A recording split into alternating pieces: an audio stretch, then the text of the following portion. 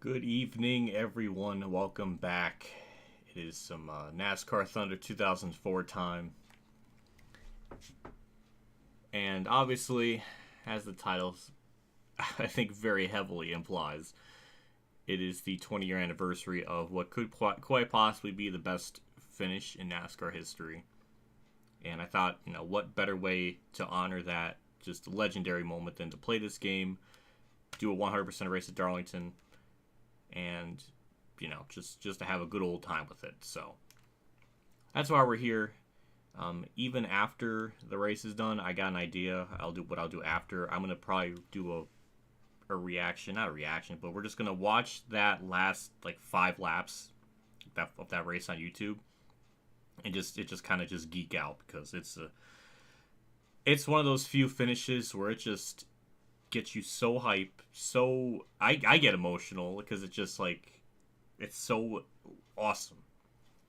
And that's what we're going to do probably after the race. So stay tuned for that. I'm looking forward to getting to that too. So yeah. So hello chat. Hopefully my face cam's like properly centered. I always find a way to mess that up almost every time I stream somehow. But yeah, hello chat, hello Sprinter, hello Turquoise, hello Volts. The Day of Destiny. That is very true. That is very true. Hello Turquoise. Amidst the whole season of Newman winning and choking, Kansas making everyone seethe like an angry monkeys because of his consistency. This one race in 2003 is a standout. That is very factual. Very factual. Even though Denny said him and Ross had a true, something tells me it's not over. No, I doubt it. It wouldn't surprise me if somehow Chastain does something back to him. So we'll see how that kind of just continues on. Alternate idea, we watch the full race afterwards. God, that would make this like a 6 to 7 hour stream then, because do that race and then watch the full. Oh my lord, that would be a long stream. Emeren's call of that race. Moogs, Fox's Spot Mile, Walter and Reynolds' voices suck in comparison to Emeren and Chad's. Damn, that must be pretty good then, because I always thought the Fox one in that moment was pretty good. So that's kind of crazy that there's something better apparently. Hello AJ, hello JC. Ross just gonna hit everything but the snack bar. Yeah, we'll see what Chastain does. So. We're on this game, obviously. There's a couple of different things I changed before we're going to do this race. So, in the Thunder plates, I kind of had every driver just able to race. I kind of changed that, so we have most of them inactive, except for, obviously, Alan Quickie. I couldn't help but simp for Alan Quickie, so we're throwing him in the quick race mode thing. And I have Dale Earnhardt. Those are the only two. I don't want it to get filled with too many legend drivers, so I thought those two would be the exception. So that's what's going to help. Just quoting Waltrip. You finally finished Season 1 of Thunder 03 career mode. Again, I remember that. Well, good to hear that you finished that first season up after the big oopsie doodles that you pulled there. Hello, what if help me? You're back with Bowman? I don't understand, but I will respect it. Harvard decided to make an announcement why I do the stream. Well, that bastard always has to find a way to take my limelight. I hate him. But yeah. Damn, that's 36 starts, 21 polls, 28 wins. Good lord, that is some monstrous stats there.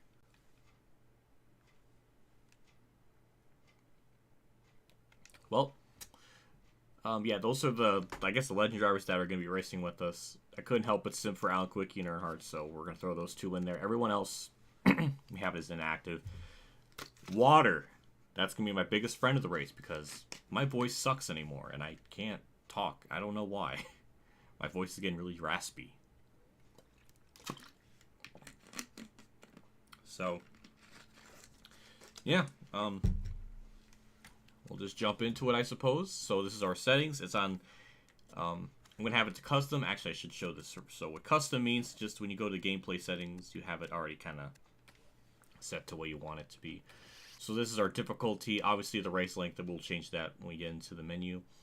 No assist, unlimited fuel and tires, damage on normal, everything on.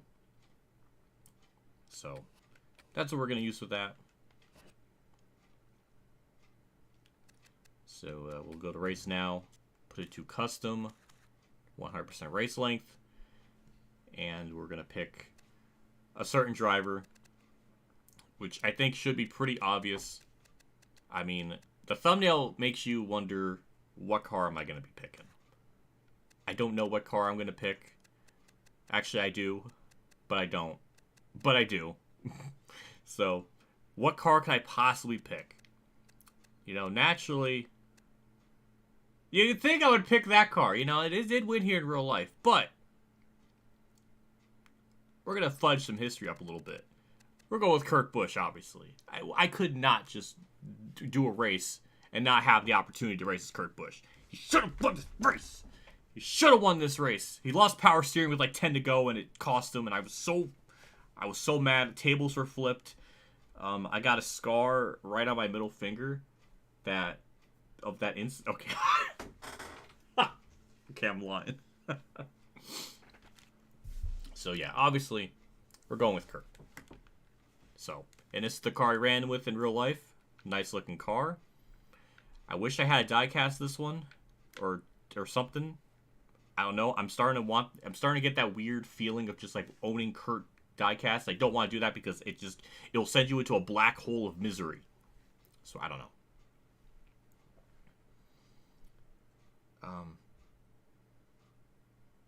Greg Ives is back with Bowman. Well, that's good to hear. I like Greg Ives.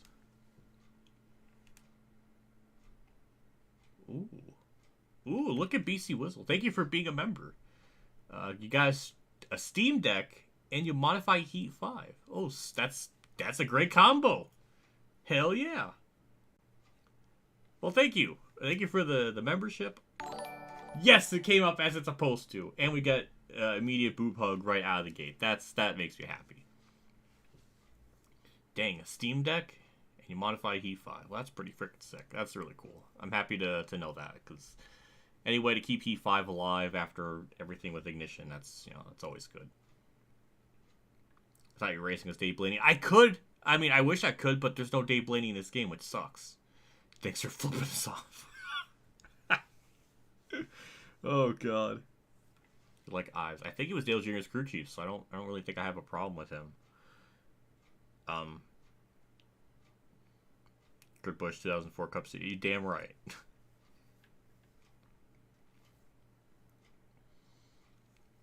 Let's see. This is random, but what's your opinion on the highest AI difficulty for Thunder 04? Playing again recently, I can't compete. I have not played Thunder 03 in a while. I know you can mess with all the sliders to really get them like crazy if you wanted to. Like you can adjust them, slide them all to the right, and they'll just be wild. I don't really know what that would be like, because I don't think I've actually ever messed with it myself. I really should, just to see what happens. But yeah. How's my day? My day's pretty good. I slept for quite a while and not tired, so that's a big plus. Hello, Rodrigo.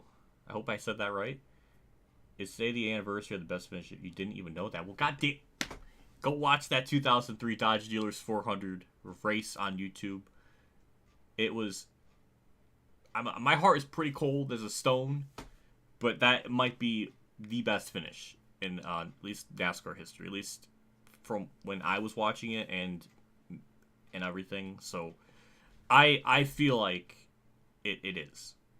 There was no gimmicks. It wasn't like a green, white, checkered type of scenario where it's like, ooh, ah, ee, ah, ah. Like, you know, walla, walla, bing, bang. Ooh, ee, ooh, ah. I'm sorry. So fucking weird. And my frames dropped, of course. Why not? Yeah, it played out. It happened organically. No green, white, checkers.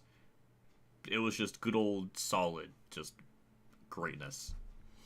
Which needed a little bit of luck, because the power steering thing. So, but could have actually saved Darlington's history in the NASCAR schedule because of that finish. So, I think it probably saved it too. So, Yeah. Well, the anniversary. Yeah, it kind of crept up on me. I thought it was last week, but then I was looking at the stuff online, and apparently it was this week. So I was wrong. Phantom had to clip me with my freaking face. What? I don't know what that face is. I'll give him that. God. My frames dropped. Why are my frames dying? Why? What is open that could break it? Leave it to my internet. Highest internet tier possible. Still can't get over 3 kilobytes. That's sad. Oh, God, that's a whole other rant on its own. Hopefully it can just stop. It bugs me. Ugh. So, yeah, that's what we're going to go with. So, yeah, we're going to go with Kurt. Rubbermaid Sharpie Ford. Not Daytona Beach. We did that in the fantasy season, and that was like dark side what if right there. I don't want to enter that area anymore. So 293 laps, 1.3 mile track, baking 23-25 in the I just love these I don't know, details. So what is up? Hello Thundercats. I'm doing Thundercracker. Oh my god, I said it wrong. Thank you. Hello. Welcome to the stream. So, I guess we'll get into it and see how this goes. I'm looking forward to it. It should, I mean, in terms of difficulty, I don't know what to, I think it's going to be it might be easy, but I don't know what the tire wear is going to be like on these super long runs, because I don't think I've ever done a 100% race at this track on this game. I've definitely done 50% with the career mode, but definitely, certainly not 100. Ryan Newman's on pole. Mark Martin's 4th. Anything weird up here? Craven, who actually won. Oh, Alec Quick, Earnhardt, 14th and 15th. Craven is, oh my god, he went home. Oh. Ugh, he went home. He's nowhere to be found. He's died. Oh no. No, okay, I must have missed him. That's embarrassing. I was fast forwarding that part and it looked like you were going to do something. Yeah, leave it to me to somehow do something dumb. And the frames dropped again. Why? Another 100 frames just casually lost and never to be found. Why? Why has that happened? Why does my face cam look so blue? Gotta fix that. Let's go to properties. Go to configure video. Alright, 3050, that's... Oh, it's a little bit of color. But I could be very blue. I don't know what to go with. We'll go with 3200. We'll go with 3200. That should fix it. Craven's 8. Thank you, chat, for figuring that out, because apparently I was too dumb to look at it. I must have just... Oh, that's embarrassing. What's your favorite Kurt Busch paint scheme? Ooh, that's a good one. That's a good one. I do love his... the Rubbermaid one, unironically, I think it's up there. I think it's definitely up there in one of my favorites. You're blue. I see what you did, Dirt Game Cafe. I see what you did. That was smart. So, we're gonna qualify, but though we're gonna start last. So, don't get scared. It's just we're not gonna qualify like real for realsies, but we're just gonna start in the back. What was freaking me out before the stream started, my controller did not want to work with this game. I don't know why. So I had to shut off PC XS2, turn it back on, and then it worked. I don't know why it didn't register the controller. I was playing this game this morning and nothing happened. Like nothing happened that would indicate an issue. So luckily it was solved by pure just good old-fashioned restarting it, turning it back on. So that was very fortunate because... boy howdy, if this was not going to happen for this stream, I was going to be really freaking pissed off. So, luckily that did not happen, but I'm scared. It happened in my Thunder 04 fantasy season thing where, for whatever reason, it disconnected itself. So, I'm hoping that doesn't happen and destroy my race. Luckily, at Watkins Glen, it was just on the start. So, we were on the straightaway, so like that wasn't the end of the world, but yeah, I don't know, we'll see. His silver. Oh, that's a good one. There's a lot of decent, like, nice looking Kurt schemes. I'm always just. Oh my god, the gear wrench one. Oh, I didn't even think about that. Yeah, his #1 gear wrench. That has to be in my top 5. That might be my favorite. I'm not sure. It's definitely up there. I've always loved the black and orange like combination. If you don't know, I always loved that scheme. I always raced that in Heat 4 and Heat 5. So like online. So yeah, that was one of my. That's definitely one of my favorites. Yeah. Nice 33 flat. Yeah. Well, that's what you got to do to start last. I guess I can mess with there's a Thunder plate for qualifying and stuff, so I don't start like mid-pack, but it never seemed like it worked or was able to work it out. But yeah. 2002 Bristol Night Red Sharp. Ooh. See, that's a lot of the Sharpie schemes always look really good.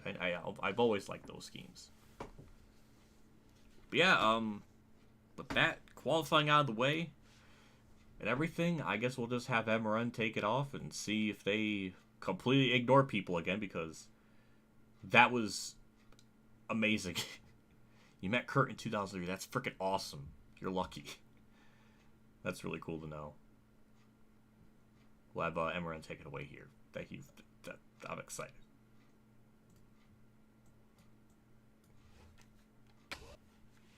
This is Joe Moore along with Barney Hall for MRN, and we're live at Darlington Raceway, the granddaddy of super speedways, in Darlington, South Carolina for the Carolina Dodge Dealers 400. Barney, drivers love coming to Darlington because of its history, but they often leave wishing they hadn't shown up. Why's that? Well, we'll see a lot of drivers run right up against the wall here all race long. That makes you fast, but it can also be very costly when you make even the slightest mistake.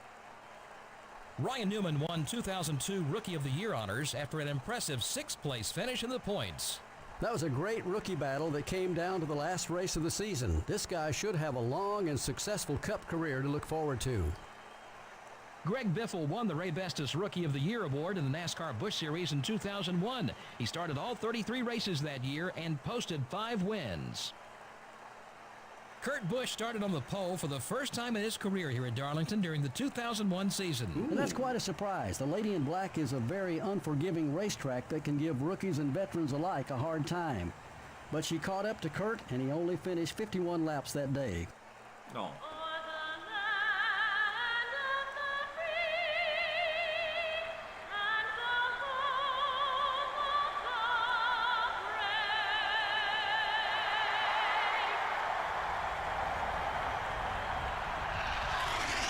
Gentlemen, start your engine.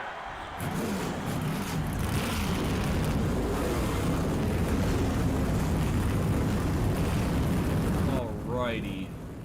That was really cool that they actually talked about the driver I picked. Didn't expect that, really. So I kind of got lucky. And here's the starting lineup.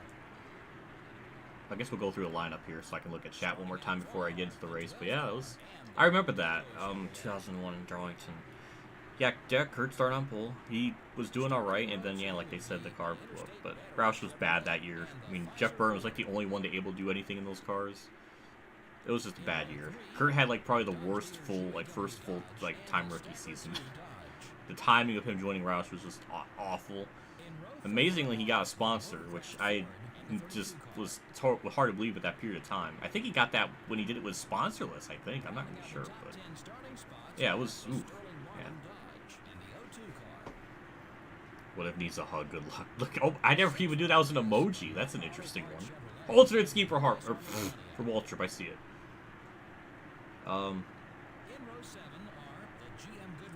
What if you remember when Kurt Busch filled in for Brad K and Xfinity at the Glen? I had him sign a 22 diecast car he drove for Brad. I met him that week. Oh, that's cool. That's a cool story. Oh, that's awesome. Happy to hear you're able to get that. That's sick. That should be what if scenario Kurt somehow wins the 2001 Sutter 500. 2001. I think it was do I gotta bring out racing reference for this? I thought it was the spring Darlington race. I'm gonna look up racing reference time. Let's look through it. Oh, I mean, I'm gonna look through it. So was it the 2000?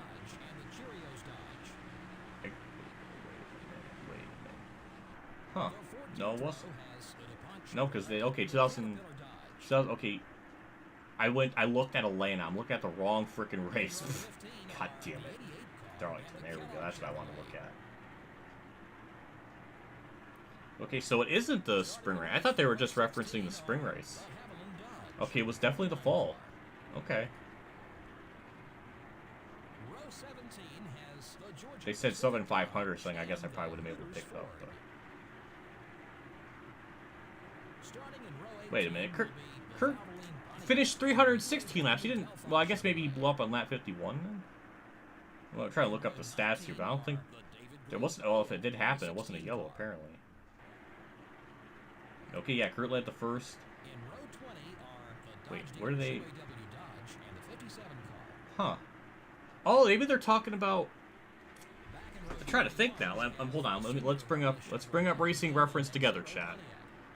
So, Kurt led 74 laps that day, but the laps that they're like referring to in like leading 51 laps, or they're talking about something happening in lap 51. This right here, that's how many laps he led between lap 79 and 129. So I guess that's what they're referring to, unless it should blow up around this period of time. I'm not really sure, but. Yeah, so it was definitely not...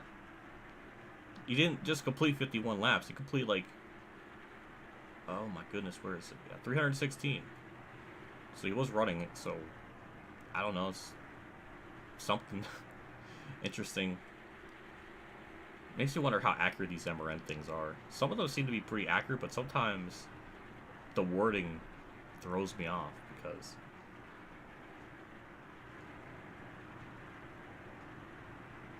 I don't know. Maybe if it'll probably get clear if I actually watch the race and get like a better memory. I don't know, but okay. So it was definitely the fall race. That much is confirmed. Recreate the finish. I don't think I'm going to be able to with Craven, but god damn it. Oh, my mouse. Okay, here we go. So yeah, Alan Quickie's in this race. Yeah, I have two fantasy drivers, Dale Earnhardt, Alan Quickie. Those two, I have them in here just for the funny, just for the funsies. Hey, hello, Devin Clark. Imagine Harder comes back for another year. That'll be kind of funny. But I don't know if that'll happen. I think the game always talks about your driver unless it's a customer fantasy. I don't think it talks anything. I don't think it brings up legend drivers, but you're definitely right about it. I guess you're right about the first half then, I guess. This is where he... This is an alternate universe where Alan Quickie didn't die and become a 10-time champion. Yeah, he just won 10 years straight from 1993 to 2002. Or, I don't know, 2001? I don't know. 92 to 2001, I think it's 10 years, I think. But yeah. Well, yeah, hello, Devin Clark. Thanks for tuning in. But yeah, let's just get into the race. The announcing, they already went through every driver, so we gotta get into this. So 293 laps. We're gonna try to play this by the book as much as possible and just kind of not pass people before the line, which I could have easily done there, but I'm not gonna do that because I want to be a good scoutsman today. We're gonna try our damnedest to take our time through the field, not make contact, which I feel like that's gonna happen regardless, but I'm gonna try my best. That would be a fun challenge. To do a race where it's just, you know, if I make contact or get damage on the car, the race, I have to restart the race. That is a lot of spots. Holy checkup. Alright, well, I'll take those 10 plus spots right away. So, yeah, not done a 100% race on this track. I'm very curious to see what the tire wear is going to be like on the long run. I'm not going to go absolutely just, you know, balls out, just insane. We're going to try to take our time, be very meticulous. I want to see how long I can go without making contact. That would be a very fun thing to do. You would save Dale Earnhardt if you could. Here's an atomic take. I probably wouldn't do that because the safety advancements in the sport got pushed forward so much. But it wasn't even entirely because of Earnhardt. It was Blaze Alexander that they made them finally push to have the Hans device because it took that long. So I don't know, but there was other I think I would still just let history kind of happen as it did originally. Because if that wreck never happened, somebody else would have just died, and then who knows if that death would have been enough to push the sport enough to want to try to improve safety. Because even before then, this is like the biggest black hole in NASCAR history, at least in my lifetime, is the period between 2000 and how many deaths, in 2000 2001 how many deaths I can't talk occurred during that period of time. And how NASCAR was so just kind of not really taking it seriously enough in order to properly enforce the changes. Very lackadaisical approach, if I say. And it took so many people to die, and it took a big star driver to die to even enforce changes, which weren't even permanent until later in 2001 with Blaze Alexander. So it took that many. That many had to be sacrificed. So if he stayed alive, I think there would just be more driver fatalities. NASCAR wouldn't be pushing enough to improve safety. Who knows when safer barriers would have been a thing. It probably would have happened much later on. I think it became a thing at all tracks by 2004, if I remember. So if it took the death of Earnhardt to get safer barriers in like 2004, then if he stayed alive, then they probably wouldn't have been a thing till like 2007, 2008, maybe even 2009, maybe. So safety enhancements would have taken such a longer period of time. Who knows what other driver fatalities could have occurred.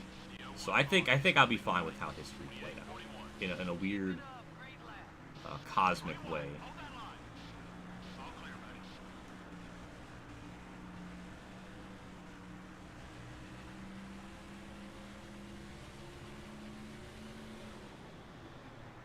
Well, we're up in the top half of the field. We're definitely running pretty good. I don't know how many times we have to pit during the race. Without the safety advancements, sport is more dangerous.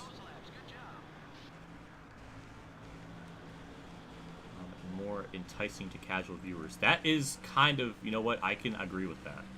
Emperor Lemon actually made a good point about that in his video about there would never be another driver like Earnhardt. He definitely brought up that point, which I feel like there could be like a really good argument about that element. NASCAR never falls in popularity like it did in real life. I feel like it still would have happened if Earnhardt lived, because Earnhardt was going to be retiring soon anyways. He got a contract extension in 1998 that pushed it to like 2002. Now, I don't think he would have retired in 2002, but I think 2003 could have been his last season. Again, Earnhardt was such an interesting character because I feel like he would probably keep racing until he didn't feel like he was competitive anymore, and I mean, even by 2000, he was still very competitive. I mean, he got second in points and got 2 wins and was running really well. I mean, it's debatable if he really deserved second place in points or not, because Burton was kind of like right there behind him in points or ahead of him for good chunks. So still second or third, very good. 2001, even just based on how Harvick performed and how that car was still pretty competitive. Like if Earnhardt had lived, he probably would have gotten like 2 wins, maybe 3, and gotten a probably top 5 point finish. I feel like 2002 it probably would have been the first year things would have started to dip. I mean, Harvick in 2002 said that one of the problems that he had with the 29 car is him and his team didn't mesh well. It was just a clash of just ages. Harvick was the brash young driver, and all of the 29 crew was they're much more experienced in everything. So they never really gelled, and that's kind of what happened in 2002. Also, a lot of mechanical failures and other things kind of played a factor too. So I think had Earnhardt lived, 2002 would have been a big step down. I don't know by how much. I don't think he would have finished 21st in points like what Harvick did, but definitely a step down. Probably would have gotten that one fuel mileage win at Chicagoland like in real life.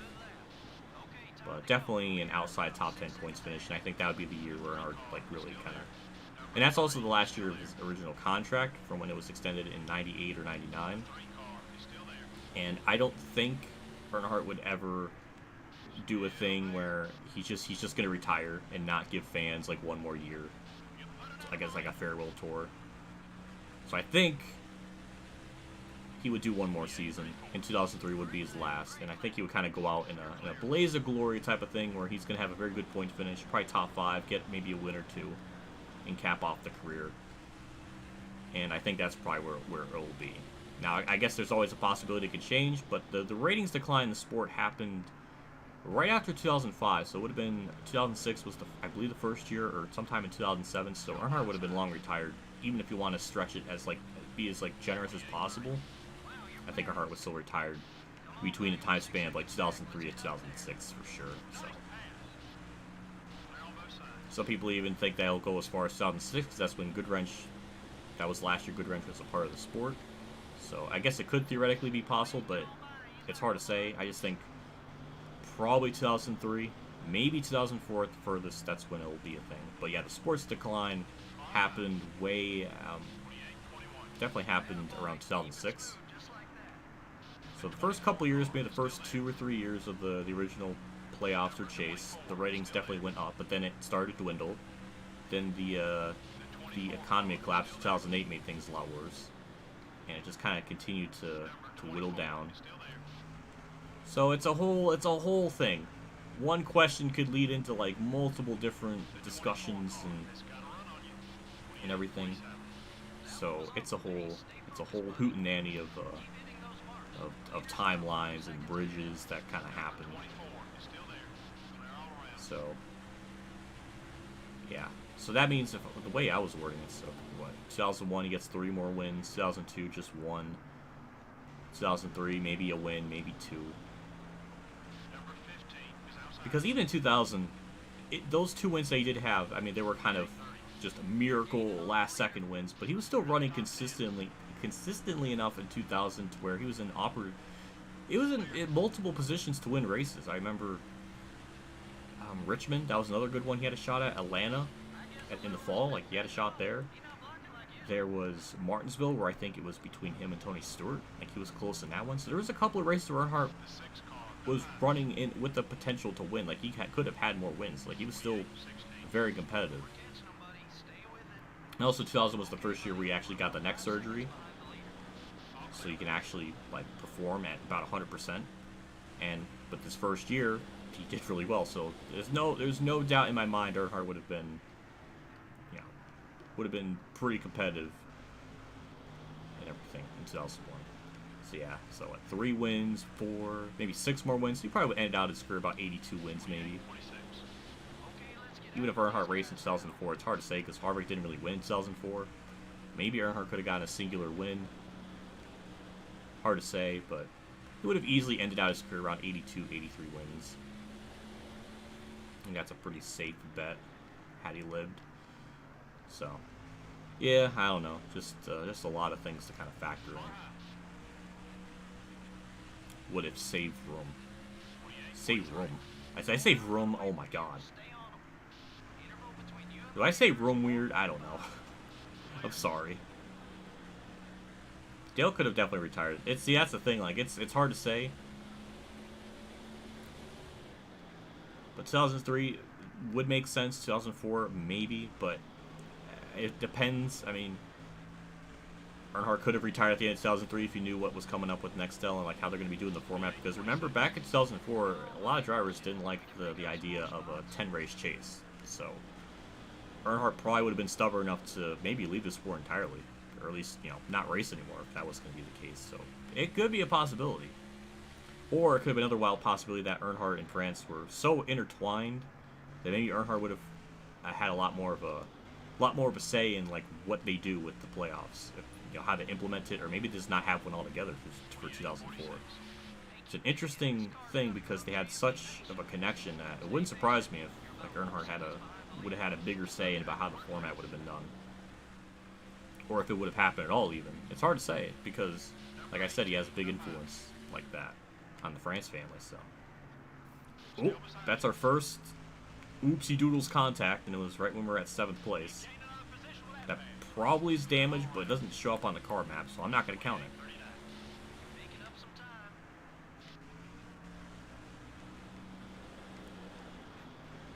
when you get mad. That's good to hear. So, I mean, we are moving up through the field. Definitely not as quick as I would like, but... And we got a long race, so, you know, we got time. Ricky Craven, look at him up to 3rd. Holy shit, he started 8th on the outside. This track's kind of hard to pass with the AI, so the fact that he's up there is actually pretty damn impressive, I'll say.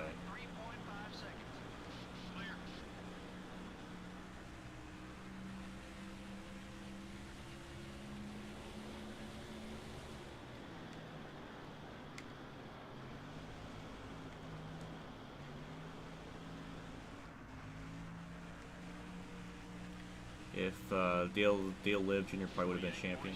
It's a possibility. It's hard to say. I mean, that's another thing too with the ripple effect of them dying is all the things that changed in this reality. Like, if Earnhardt lived, Dale Jr. probably would have always stayed with DEI. DEI would have never have crumbled, and DEI probably would have been a top tier caliber team that was kind of shaping up to be. I mean, it definitely was for a couple of years. But I think it would have remained a very, very strong team. At least in the Gen 4 era. I don't know what would have happened beyond 2008. Maybe it still would have been the same. I don't know, but it definitely would have remained pretty competitive for a very long time. Bill Elliott's 2nd place. God damn, he's actually running really well. I think he started 5th too, so yeah, good for him.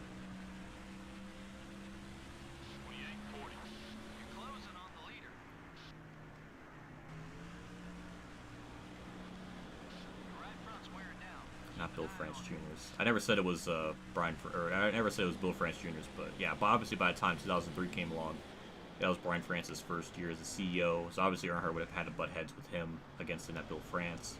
But I think even Dale Sr. Brian France probably had a connection. And I mean, Dale knew him enough to basically. This is kind of like an urban legend. I don't know if it's true. I wish I could interview Jerry Mayfield because it would be really awesome to ask him this again.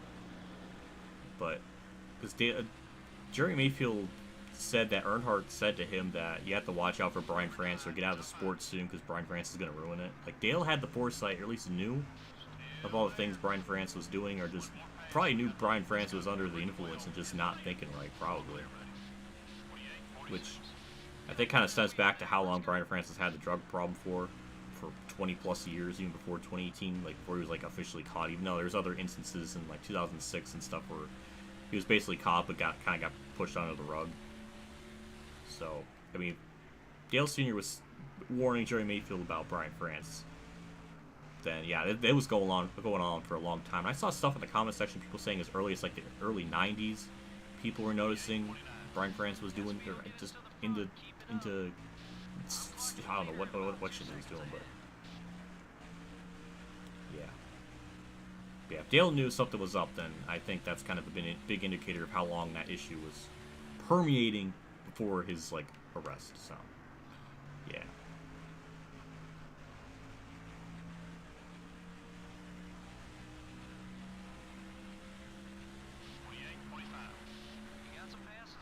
Yeah, we're up in 2nd. Newman's getting stuck behind the first lap car he actually has to deal with today. And because of that, we're right there with them. And because of Jack Sprague just refusing to let Newman go by, we're going to sneak in, take the lead on lap 33. Yay, new leader. I should have saved all my ramblings to once I got the lead, not during, but I just kind of let my mind go where it wanders, or I just let it wander around, and just, you know, this is where we're at.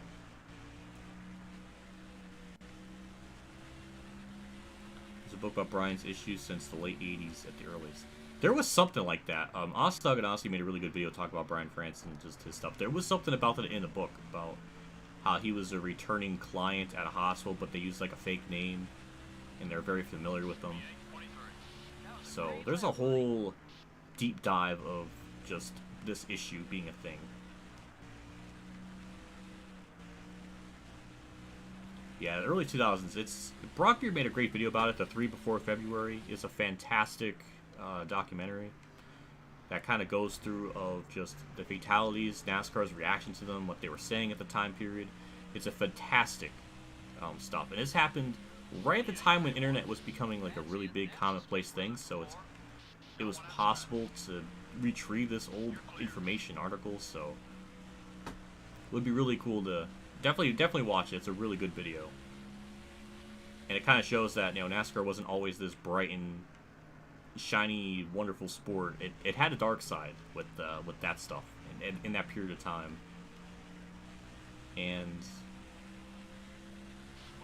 that's what makes Earnhardt's fatality more infuriating, because they refused to make changes sooner. They just kind of dicked around. Obviously, I was too young to really remember this stuff or just really be aware of all this stuff going on. Again, I started watching it full time. I think 2001 was my first time, but I was watching it periodically from 2000 to 99. But 2001, I think, was like the first full season I remember vividly. It was definitely at a very, really depressing point in my life, because we just moved out of the house that I grew up in. We reverted to a trailer for a good year while my parents saved up money to get a house. Or not get a house, literally buy a house. The one I'm in right now was built from the ground up. Don't know if that was a smart decision, because it costed so much money. But, you know, 2001 was like a dark time, because we were living in that trailer.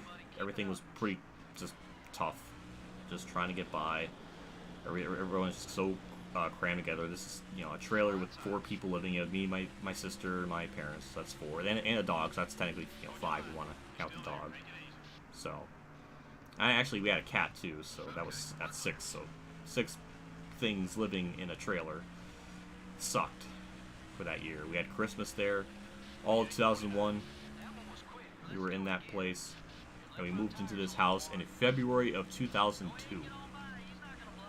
I remember that. That was my first 500 in this house with the big giant block TV. So I remember all that time period very well. Which just, I wouldn't say very well, but I have a very vivid memory of just a lot of key things. I remember watching that 500 live, and I remember it was such a traumatic event. I definitely didn't go to school the next day. I did not feel comfortable even going to school that next day, because I was so clinically depressed. Because me and my dad really bonded over NASCAR during that period of time. I mean, my dad unironically looked a lot like Earnhardt, so damn, hit the fucking wall. That's not what I wanted. 41 laps, and I finally hit the wall. That was embarrassing. It just affected him. We didn't really hang out, do much stuff beyond that. It just seemed like, I don't know if it was I don't know if it's because of Senior's death, but the timing is very, very sus. But yeah, for quite a while there, we just didn't really have a connection. We didn't really do much, so it's just never was the same for almost 10 years. It felt like it was for a very long time. So that Earnhardt death hits me in a way. Maybe it doesn't for most people, but at least for me, the timing, it brings a whirlwind of emotions, both on the track, off the track stuff. I guess real life, and I don't know, just a whole bunch of different things. So I remember that it's hard. I was watching a Dale movie a couple nights ago because I was just waiting for a video to render and everything, and I was just watching it, bawled like a baby at least 5 different times during it. So that's like probably the most emotional movie in my life. It's one of the best documentaries of Earnhardt's life, and the editing, the music choice, the clips they used, it perfectly captured the time period. I wish it would have been a little more. Wish it would have criticized Senior in more different categories of. Like, I mean, I actually did touch up on it, but I don't know. I learned years later of some of the scummy stuff Senior would do with what was it, like making fun of Mark Martin for his alcoholism. Like that's fucked up. You know, that's disgusting. It seemed like from what Dale Jr. said on Twitter, this is a long time ago, so maybe I misremember, but it seemed like Dale Sr. and Dale Jr. never really had a great relationship until Jr. started racing. So it was kind of sad to hear that. So I don't know. Just the whole bunch of different stuff. I went on such like I was like part therapeutic, part just recaps. Oh my god. Hi, Uncle Brian. That's my nephew. He has a different profile, or it's a different channel name. All right, that's a different one. Don't you? You can't be sending super chats. No, actually, the amount was so low, it's not gonna even come up in my alerts. So you dodged the bullet there, but please do not use your mom's credit card to super chat me. I don't encourage that.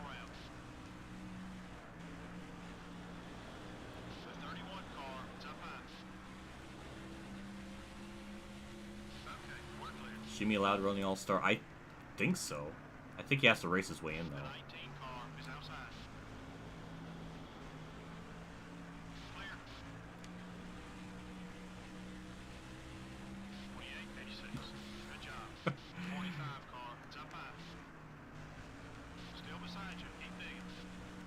I wonder what NASCAR conspiracy theories were going around today.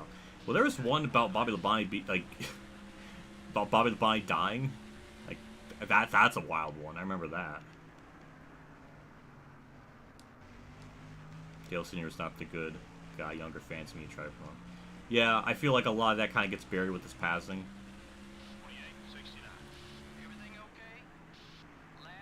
Okay, lap 50. Alright, we're going to be pinning here pretty soon. So maybe lap 55, maybe. Yeah, that'll be an interesting video to talk about the dark side of Dale Earnhardt. The bad things. Like, I would like to see some kind of compilation of that, or some kind of retellings of some things, because there's definitely probably a lot to pick up from.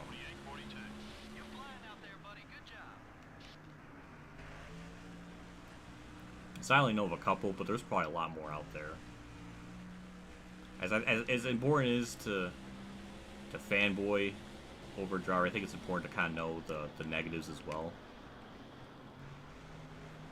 I think that really gravitated me with Earnhardt is just, I guess, his story.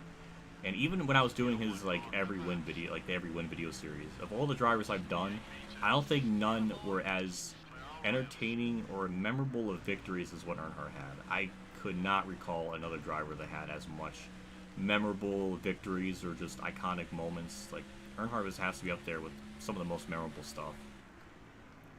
So, there's just... And I think just his story, just from where he started to where he was, what he represented in the country of, like, he represented blue-collar folk and, like, the everyday person type of feel. And just his journey, I think that's what I think gravitated towards people. Obviously, we could probably go into his marriages, how those panned out, those first two. But I guess that core story is what really resonated with a lot of people. We'll probably start pitting this lap. I don't want anybody else to give me an undercut. But yeah, we're pulling away. We're doing pretty good. I would say that's a 12-second lead, but some people probably pitted, so... Yeah, some people did beat me on the undercut. So it looks like 54 laps. Yeah, it's going to be the limit. 53, actually, because we're going to be running out of fuel, I think, heading to turn 3. So yeah, let's get down pit road and not do anything stupid. Yeah, we're actually out of fuel, so... Yeah, we are not going to go 54 laps next time, I'll tell you that. Remember the body? Yeah, that was a dumb thing. It's a stupid every single death hoax it gets the rock. Oh my god.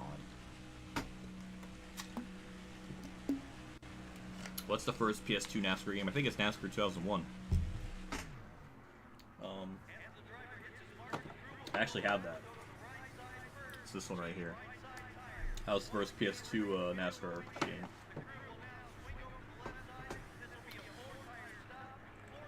Alright, well, pit crew dropped the ball like usual. Actually, that's a 15.8. That's actually pretty good. Alright, usually they're way slower than that. So, Harvick's announcement. Well, what was it about, chat? I see a bunch of... Hey. So, apparently, it's got something to do with the number 29 car, which is pretty freaking sweet. With the white and red and black, maybe. I don't know, but... If that's the case, then that's pretty cool. If that's going to North Wilkesboro, I like that combo. I think that's definitely a worthy announcement. I don't think as worthy of an announcement as my stream interrupting it. I don't think I would go that far, but I think that's a very quality announcement. Do you have a PS3? I do not have a PS3. I would like a PS3, or at least like a backwards compatible one, so I can play the PS1 games, so I'm able to do like a season mode and save my progress, because I can't really do that on a PS1, or PS2 actually, so. Yeah, I wish I did, but I don't have one, unfortunately. Because after, you know, NASCAR Rivals, NASCAR 09 on the PS2, there's really no other like game to really cover that's new. I mean, I've done everything. I've done NASCAR 8 on the PS2. I've done NASCAR 8 on the 360. I've done NASCAR 7, NASCAR 6, NASCAR 5, Thunder 04, 03, 02, 01.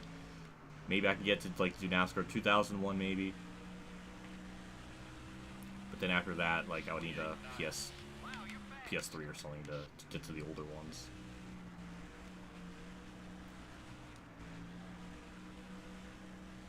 Pretty broken. Yeah, I've definitely seen some of that. I was talking about like NASCAR 2000 and like on further back. I don't remember. I don't really know what those were like on the PS3. I know Thunder 04, 3, and 2 on the PS3 are very broken for a lot of triangles everywhere. I'm aware of that.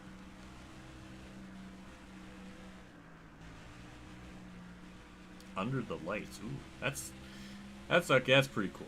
That's definitely worthy of an announcement. I like that. Cool that they were able to get that together. I mean, the closest thing we had to a driver getting like a number change is 2011, I think, with Mark Martin running the 25 and then someone else, Jimmy Johnson running the 5. It was some kind of weird thing, but I remember it was Kyle Busch, 2016. They changed the 18 to a 75 for the 75 years of M&M's. Yeah, so it's definitely not the most recent. It's not definitely not the. Yeah, I think the most recent time was, 2016, if I remember correctly. No, Chris still not clear, but a Sharpie monster combo. If there was like a throwback to that, that'd be really cool. Kind of like what Sturhaus did with the 2018 car, because obviously it wasn't really like a Sharpie, but it was basically a Sharpie without saying a Sharpie. They could do something like that. That'd be kind of cool. Like the pen looked like it was just a pen, but it says 23XI, but it's like obviously supposed to be a Sharpie. I don't know. That'd be cool.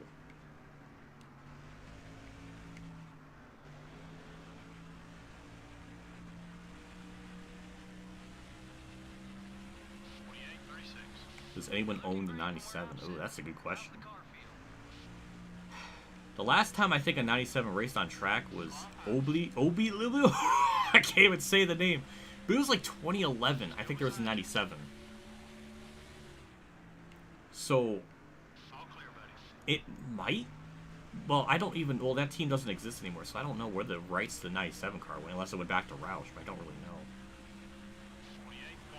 But then again, Roush isn't really Roush anymore. It's Roush, Fenway, Keselowski. So I don't know if the 97 even has an open slot anymore. Oh yeah. See, Sonic knew exactly what I was trying to say there. It was all mumbled, all a mumbled mess. Maybe 2019. It might be. God, I can't remember. It feels like it's.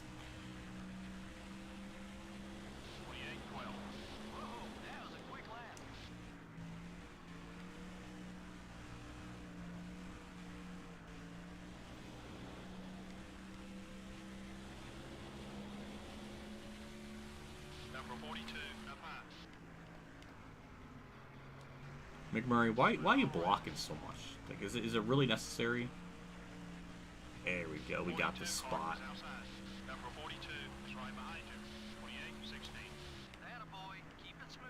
Look at Sterling Marlin up to third. I don't know where he came from, but good for him.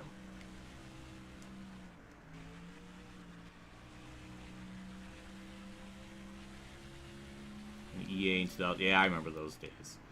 Thunder 2002 on the PS2 had that as well. I think NASCAR 2001 as well had that. It really kind of emphasized to not cause a yellow. I think I saw Dave 500 in chat. I was in such a tangent. If you're still here, hello. You might be getting your stream situated for 8 p.m. Eastern, but Thank you for stopping by. I feel bad. He's like the Mount Rushmore of people in my chat. Like he's up there. Worst Craven. He was running in the top 5 at one point, and then he just fell off. I don't know where he's running now. Definitely not in the top 5 anymore. I think in real life, Kurt led about 100 laps, 113. I can't remember, but I know Craven led 1. That was the very. I remember that. I think Kurt led over 100 laps in this one.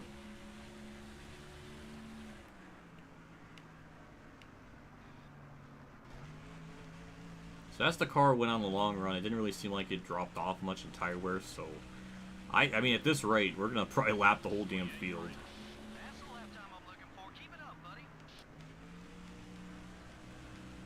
It was also sponsored by Papermate. Bought some of those Papermate ink pens. He was, huh? I don't remember that. I don't think his car was ever fully... I don't think like the hood was sponsored by Papermate, but he might have had one of those like secondary or something sponsors, and maybe that's it, because I don't remember Papermate at all as like a primary sponsor. Yeah, Papermate's a good pen. I think I actually have one in my room right now. I'm not really sure.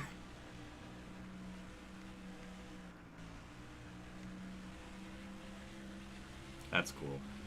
That's really cool about that Harvick scheme. That's ooh, look at that. Benson is 2001 car. Ooh. Nice alternate scheme there, game. Thank you for that. That's nice eye candy.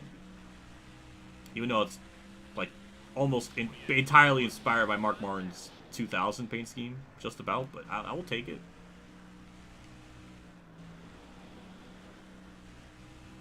Unfortunately, we have to put a lap down. Man, he is fighting me for it. Good lord.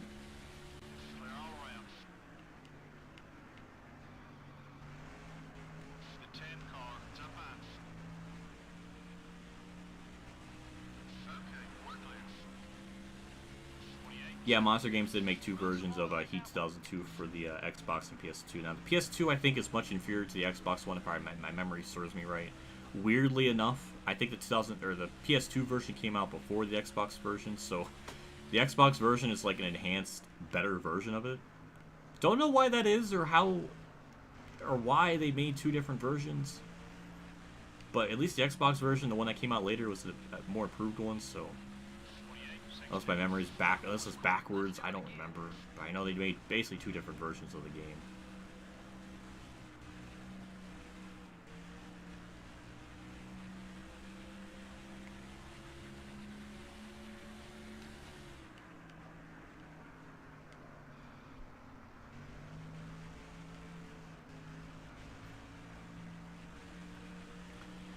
Kevin will run his 29 number in 2001 Atlanta paint scheme. That's freaking sweet. I'm really happy to hear that. That's a cool announcement. That's definitely worthy of an announcement.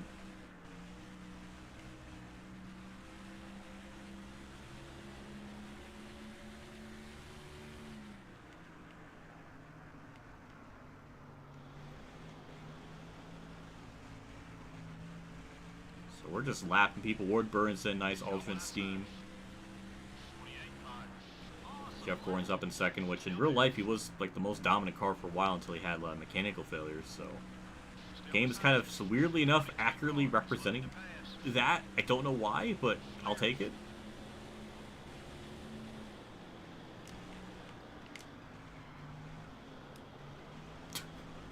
This game predicted throwback weekend. Damn, I didn't even think about that. Oh, that's very accurate. I didn't think of that. That's a great correlation. Oh my god, we're about to lap Dale Jr. How many people are even on lead lap now? Will the AI wreck themselves? Sometimes we do get weird, random self-spins. So we'll see how that kind of goes as the race goes on.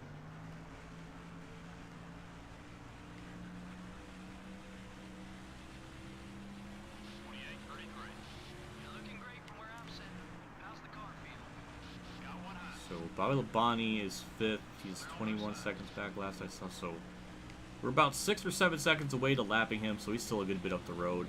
And we got a lot of lap cars to deal with. So I'm going to try to take my time.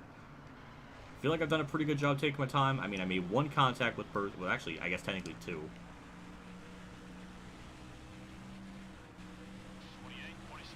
That's a mess. I'm not gonna put myself in that sandwich right now.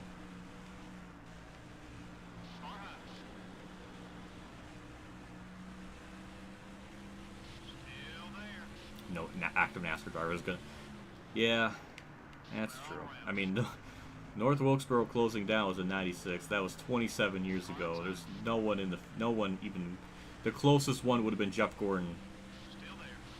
That last race there that retired in like what 2015. So yeah, that's well technically it's 2016 one is. So yeah, it's been a while.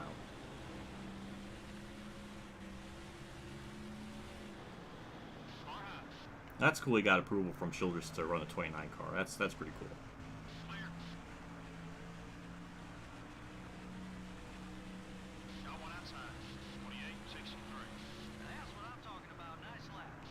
That is a lot of lap cars. Oh my god. Some are on lead laps, some are just going another lap down. So yeah, that's the of course Jeff Green blocks because you know he's just so eager to stay on that lead lap. He's gonna fight me for it. That's and see, this is where okay, almost wrecked. This is where us taking our time is gonna play a very pivotal role in this whole thing because there's no need to put. Oh my god. Matt Kenseth, Jeff Bird, Matt Kenseth, Mark Martin. Oh my god, the allies are glitching out. It can't handle so much friendships in one corner. Stop game with that. It's too much. It's too much. It's too much friendship. Stop.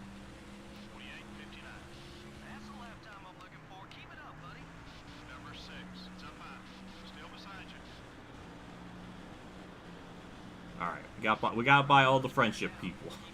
Alan Quicky's blocking me. Wow.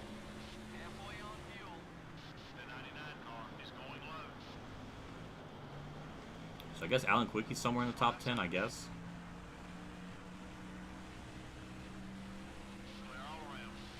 Robert Labonte's only 22 seconds back. Jeff Gordon's still the race leader. Not too much is shuffled up in the top 5. At least since that pit cycle. We're about to put Dale Earnhardt lap down. That's how mighty Kurt Busch is in this race.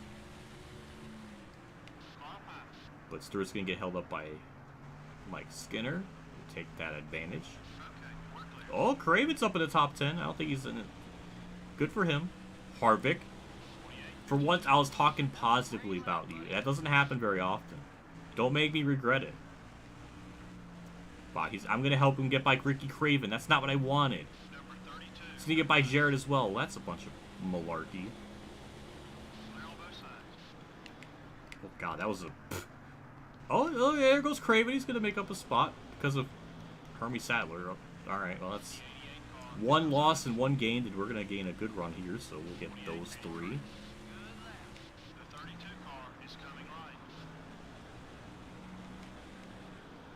Alright, well, at least Craven gained a spot. He didn't lose anything from all that. Dale Earnhardt, oh my god. Don't flip me off again. Please. Oh. Oh, I think I see his figure out the window. I don't think he's happy with that.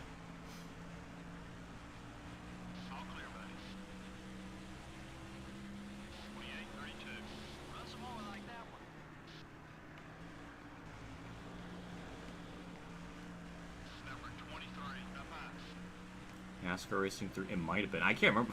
When was the last NASCAR game they had North Wilkesboro? It wasn't even like a fantasy track, even in the EA games, weirdly enough. You would think it would, but it wasn't. Maybe they're like the... I don't know. That's weird.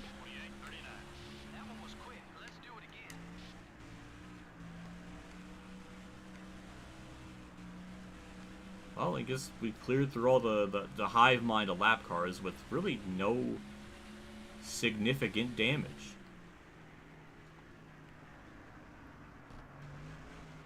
Yeah, I was referencing Jeff Gordon being second because in real life he was the leader of this race for quite a while until his mechanical failures. So I just found it neat that the game was recreating real life in that regard, making him like the most dominant car in this one. Unless watch him blow up or something. That would be the most ultimate, like, mindfuckery.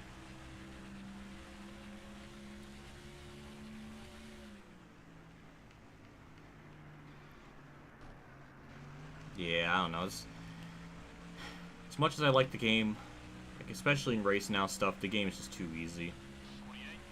That's kind of one of the most unfortunate things.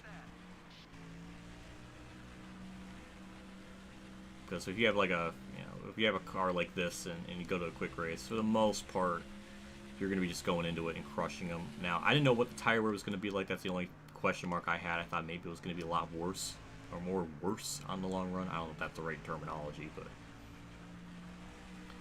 it didn't seem like it was that much of a problem. So, yeah.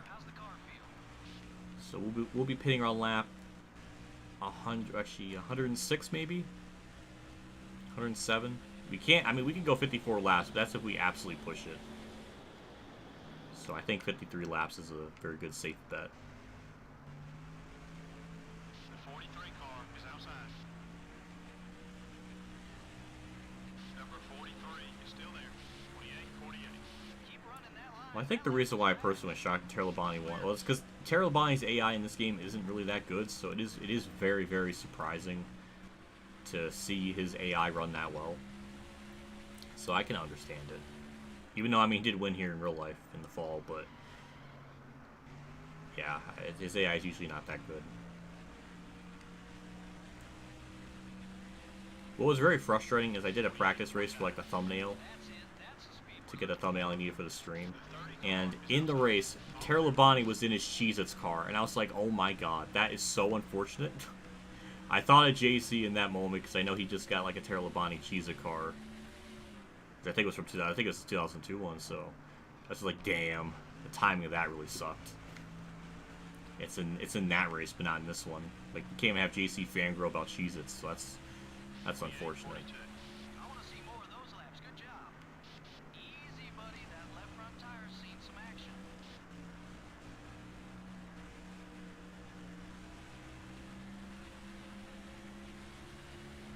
Yeah, Newman drove in 2001. He was the 02 car for a select starts. I remember there was the one race. I don't know if it was in the Cup Series or Busch Series. It was at Kansas, I think. He was like, had a really good car, but something went wrong near the end of the race or something. And yeah, even as early as 2001, Newman had like really great flashes of brilliance. I mean, most of Newman's wins came in 2003. That's a lot of lap cars. We're about to lap out of Labonte, who's in 5th. Bill Elliott dropped back to 6th, it looks like. Casey Mears going another lap down. Number 41 has got a run on you. 3. Oh, nope. I know what the game wants me to do there. I'm not going to go 3 wide. We're just gonna wait. Because see, now we waited. Everything kind of settled out. And now we can go on the attack. And now we can try lap 5th place. Make the AI drive alternates. I don't think it works in this game. I know in Thunder 2002 you can do that, but not in this game. At least to my knowledge, it doesn't really work.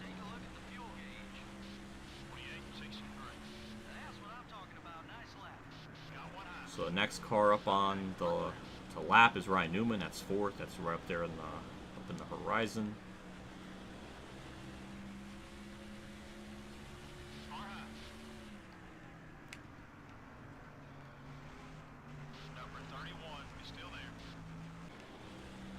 What the absolute shit. My Streamlabs OBS like flickered. That was... What the fuck? Did my... It reset my frames. It like... What? What the fuck? I'm baffled. It still says I'm live. Somehow... It did die for a bit. Yeah, I thought it did. It flickered on my end. I don't know why. That was really freaking weird. Well, that's kind of what you expect on the WhatiFRacing channel. Something's bound to go wrong for just no reason, and it's unexplainable. But it still says I'm live. I'm still an hour and 15 minutes in. Weirdly enough, it resetted my frames, like my drop frames, so now it's down to 0. So that's weird. When are you wrecking yourself? I'm not gonna wreck. I'm too good. Just ignore the fantasy season where I wrecked almost every race in the last season finale. That doesn't count.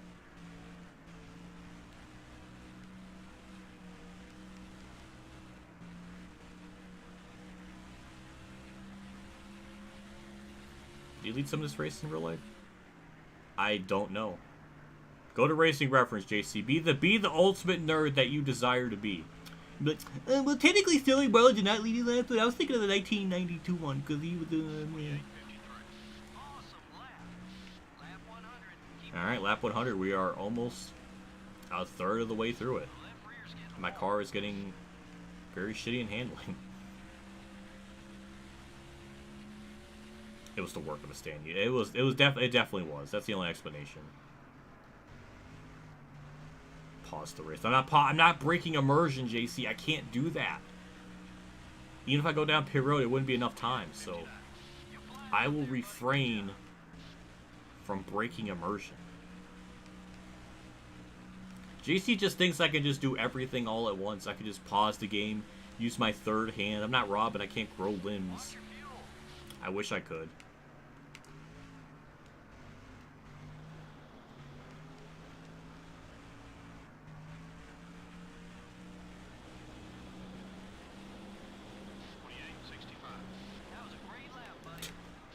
Yeah, that season finale.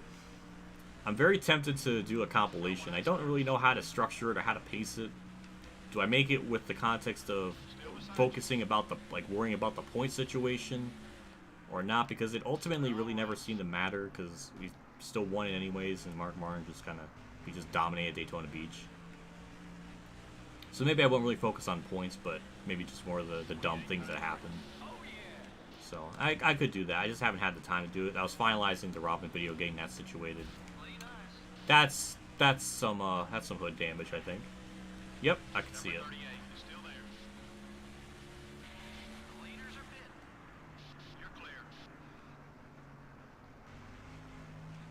Jeff Gore and them actually doing a smart thing, undercutting me, so that's actually pretty smart on their end.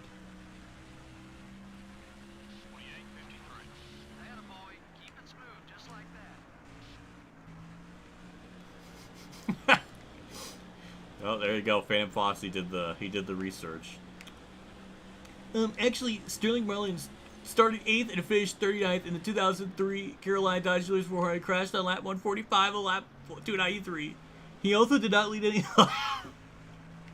God damn it! Phantom Foxy beat JC to it. JC is the nerd goggled man, not Phantom. That doesn't even sound right.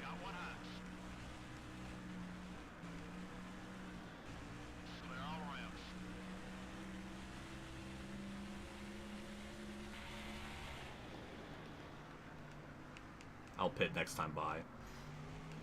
Yeah, I'll probably work on it at some point. I was finalizing the Robin video, getting that rendered and everything. I just have to work on a title and a thumbnail and everything. So I'm looking forward to getting that out because I started working on it in like November, and it took me 5 months to finish it. A 20-minute video took 5 months. I'll tell you, it was worth it. I love that character. It is going to be the biggest ultimate simp series on the platform. No one else is going to go and deep dive Robin as a character in such detail that I did, unless someone else is as insane as me, which I don't think is going to happen. But god damn it, I love that character. It's mind-boggling that people on Twitter say like One Piece characters don't have depth, and it's like, are you absolutely out of your mind? All the characters could literally be the main character of their own series with how much depth and character like stuff they have. Like that's like one of the most asinine things. If you want to make an argument like, oh well, now they're not as interesting, it's like, well, fair, but you're missing out hundreds of chapters worth of development. So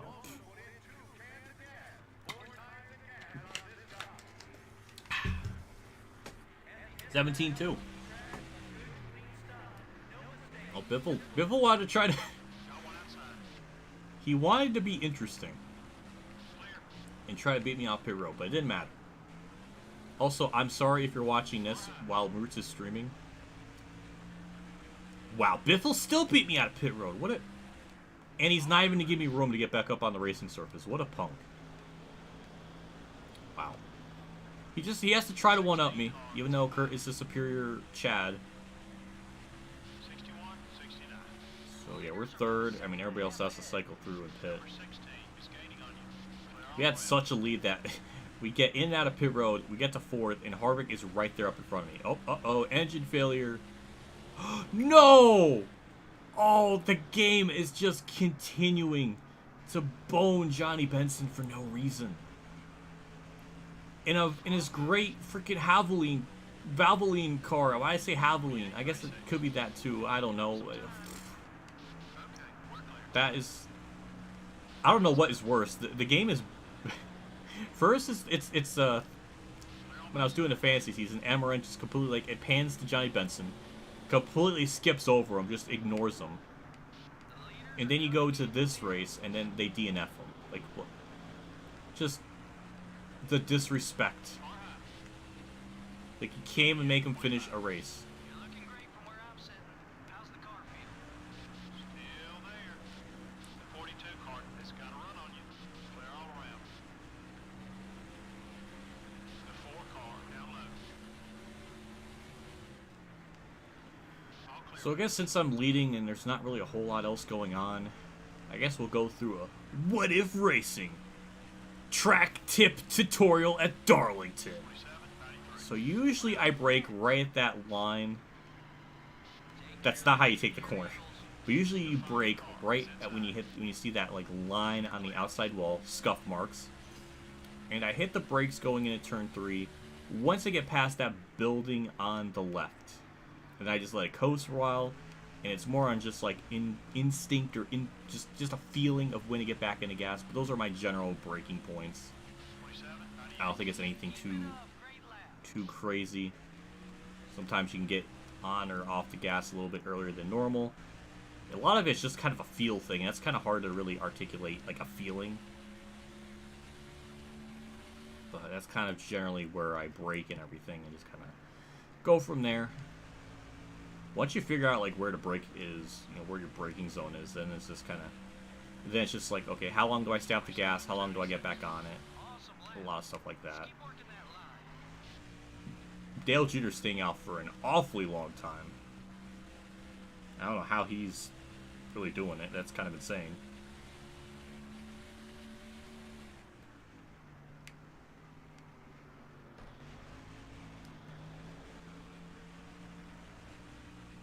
Oh, Ultimate Dragon's pissed. Don't blame her. Yeah, the game has not been very kind to Benson lately.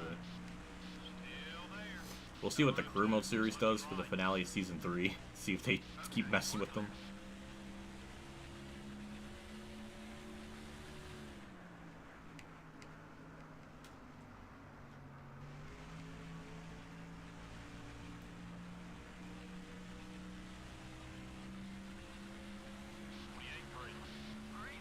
So I think Dale Jr. finally pitted, which I don't know what kind of strat he's on to pit, or I guess wait that long to pit.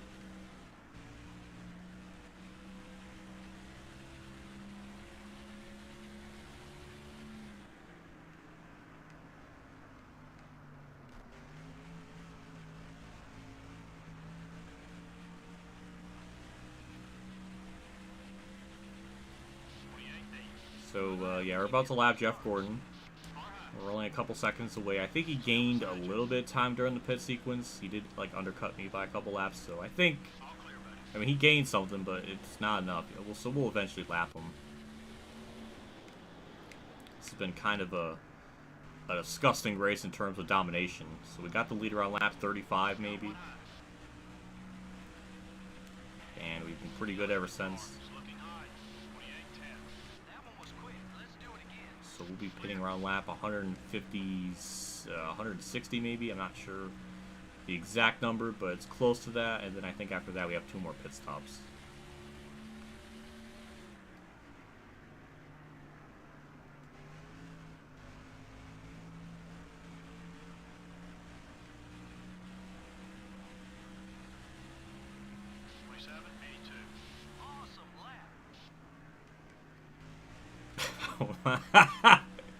Oh my god, look, Phantom Foxy just out nerding JC is the funniest thing.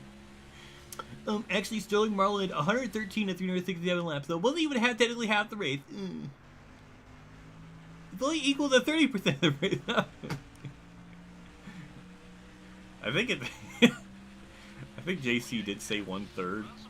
It looks like 1/2, so that's that's me. See, I can't read pixel freaking numbers. Okay, we've established this in my World of Outlaws series.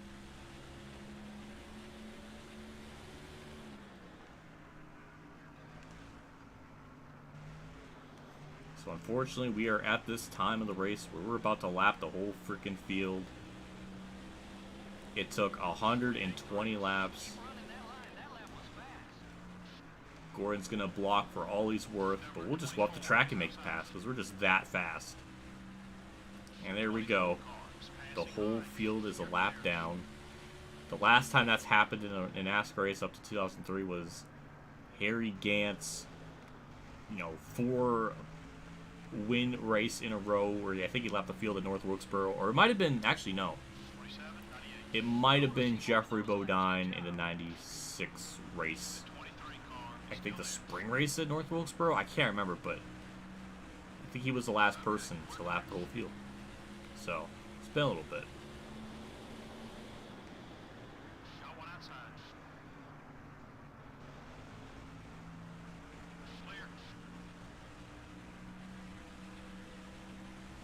It looked 1/2 to be 2. It did. See, that's JC's psychology. He'll make letters and numbers look all funky dory just to mess with your mind, just to be like, well, actually, it was this, and you're wrong. Oh God.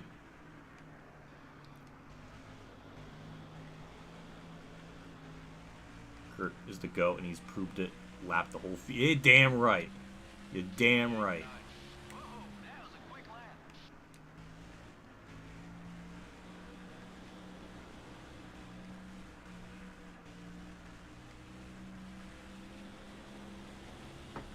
2002 was an absolute... You know what? It really was. The more I think about it, there's a lot of driver injuries. We had Dale Jr.'s. We had... I think Johnny Benson got hurt at some point. Sterling Marlin. A lot of injuries. But I think... I don't know. Maybe... I don't know if 2002 is the standout or just happened a lot more than usual. And I'm just referring to, like, the Cup Series side of things. But I don't know if any other years before then it was just as injury-prone or not. I wish I could remember all those details. I only kind of remember the most important ones apparently. And there was probably secret. I think Dale Jr. got hurt too at some point. So I don't know. Last person to lap the field. It was 94. Okay, I was right. That was at North Wilkesboro. I was right on the driver. I was wrong on the year.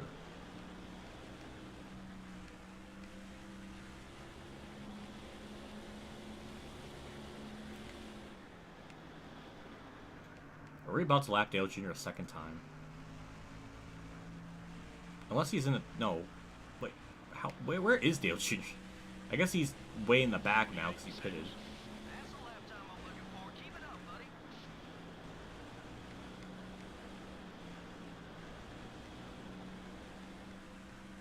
Dale Jr. is... Then again, I think he is on the freshest tires out of everyone in the whole field, so I guess it makes sense that he's putting up a little bit more of a fight than me. I don't know where I'm going on the track. I'm just deciding to use like 1950s Darlington preferred lane layout or something. Oh, well, technically, what if it was like 19 something? Cause Junior Johnson. I don't.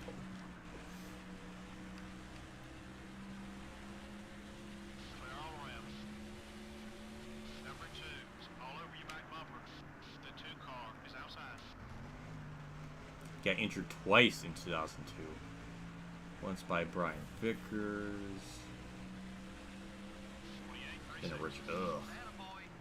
Ugh. Waltrip. Oh, that's why you have the beef with Waltrip. That makes sense now.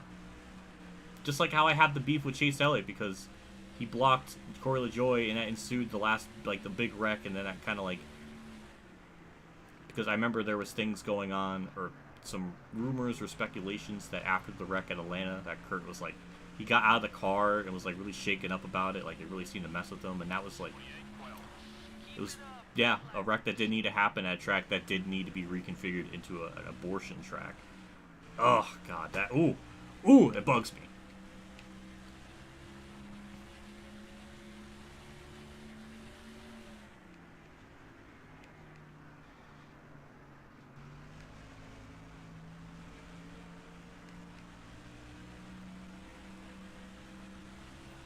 You think Hamlin should be suspended? I don't think so. The way he retaliated against Chastain wasn't as egregious as something like what Bubba did. I think there's layers to intentionally wrecking, and Hamlin's was so borderline that I don't even think people knew it was intentional until he said it himself, because it just looked like he kind of got tight or just got loose and pushed up the track.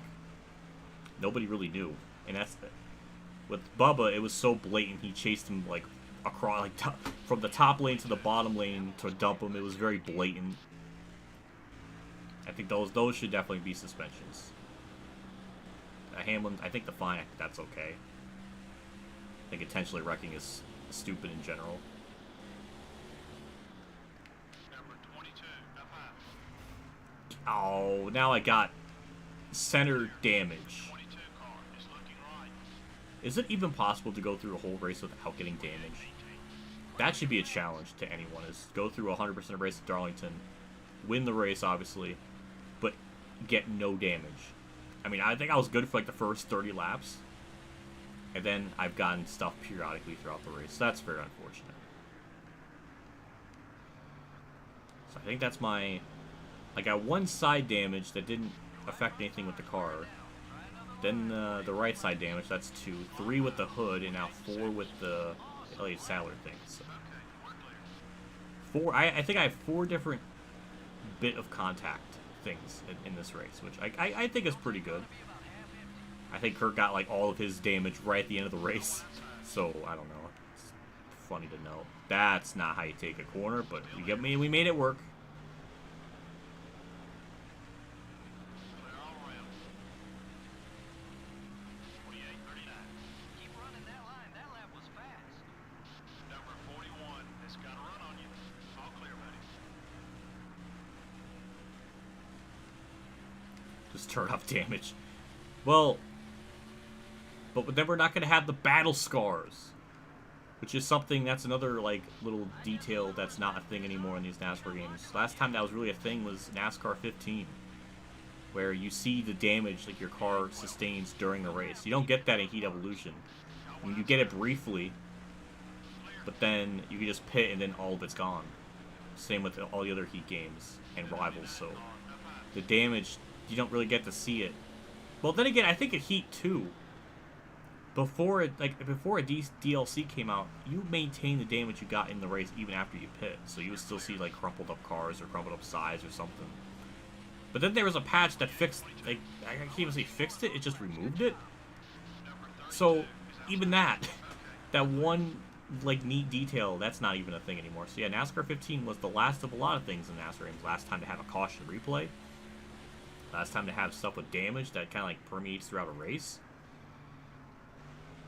And like the last game that had a really good driving model. That's contact up there. That's interesting. Alright, so now we get to talk about something that's done with this game. So, as you saw on the driver indicator thing, or the leaderboard, it says Labonte's 2 laps down. That's obviously not the case because we did not lap him twice. But how this game registers things is when somebody's already a lap down, if you are more than half a lap to them, it will just automatically round it up and make them a lap down. It's weird, it doesn't make a whole lot of sense, but at least we know we are more than half a lap away from catching Labonte, Marlin, and Newman, so we got that on our side.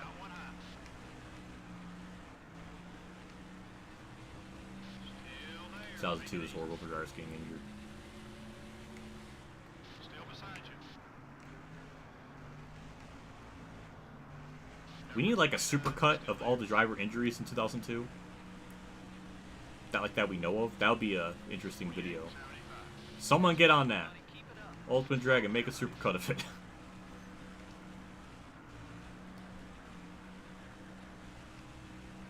I imagine there's always been a lot of behind the scenes stuff where drivers are injured but just keep racing anyways. I think that's just always been a thing.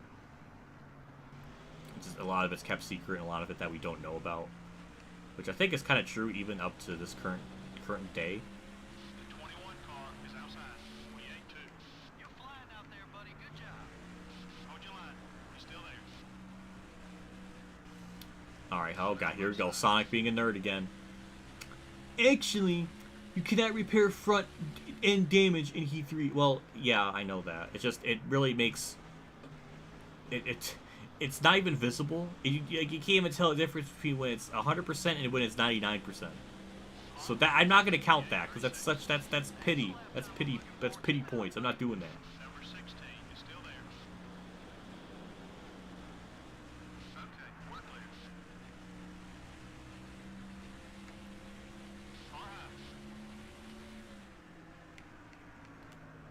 Oh my god, the car didn't... I felt it. Once in a while, the car will just be like, nah, not turn.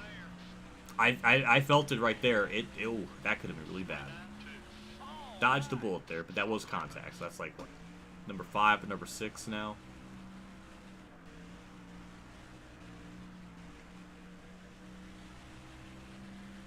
I can't definitively say which season is better because I haven't watched them in so long. So I would need to get like a fresh memory on things. If I had to guess just on gut feeling, I would probably say 2002 is slightly better just because there was a bit more of a championship battle. A lot more interesting storylines, or at least different winners. I don't know, maybe 2000 was better, but I'm just kind of going based on like a championship battle fight. Like 2002 was a lot better in that regard versus 2000, which to where Bobby Labonte basically had on lock for the most part. So I don't know, I could be wrong.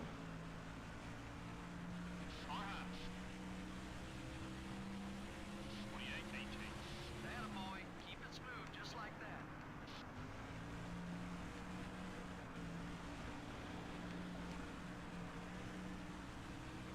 The 17 car wants to get by you.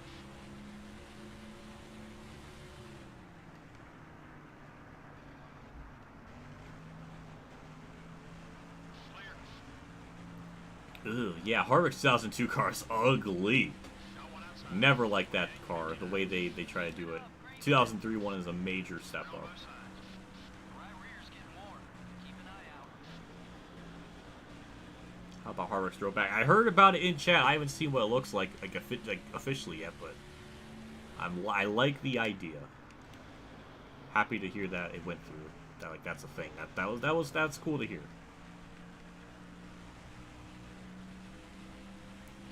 Uh-oh, here we go. JC with his nuclear takes. Ricky Rudd's 2002 car. Well, I think Rudd's primary in 2001 was the Texas Howell one. That was a lot better. Love that car. I guess, yeah, by comparison, his 2002 one isn't nearly as good. I don't know. I never really minded the look. The neon yellow and the black. I thought that was all right. The 2003 one never. Well, 2003 one was just kind of like the 2002 like Elliott Sadler car, and it never really looked good.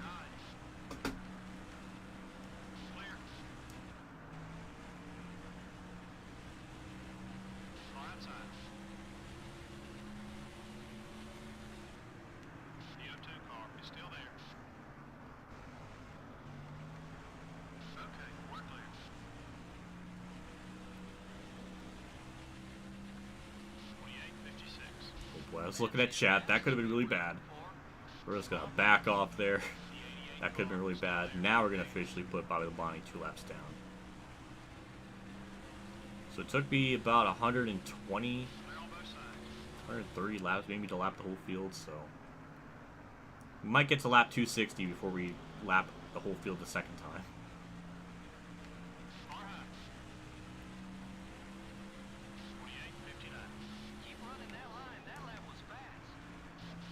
This race is just disgusting how this is played out. We've lapped up to 3rd and 2nd already. Again. That is disgusting. I don't get it. I don't know. I did not expect to be this fast.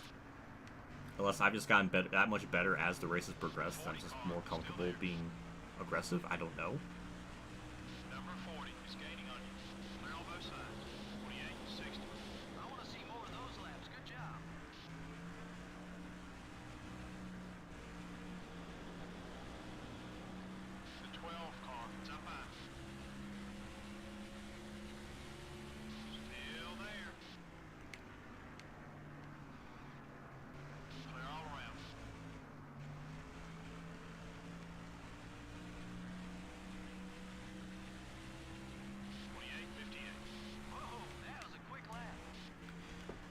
God, yeah.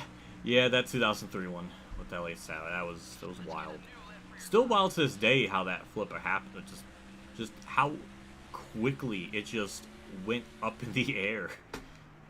That was wild.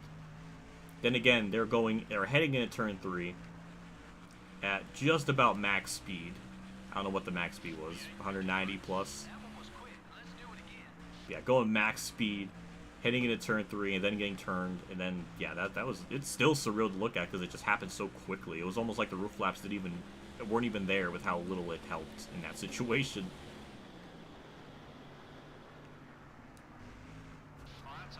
Damn it. Well, that's more damage. I mean, we're definitely, I mean, we're hitting people, but nothing that's showing up on the track health bar, like no car map. I can't even talk.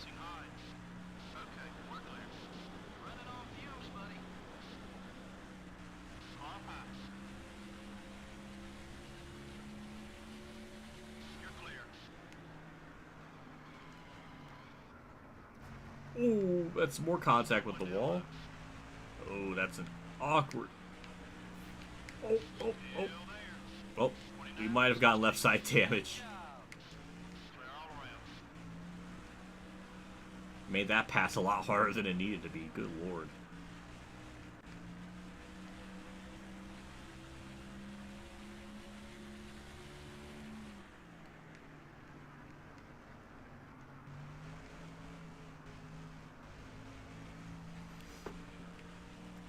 Yeah, I always liked the way Dodge looked. I mean, I think my favorite design was probably the 2005 one.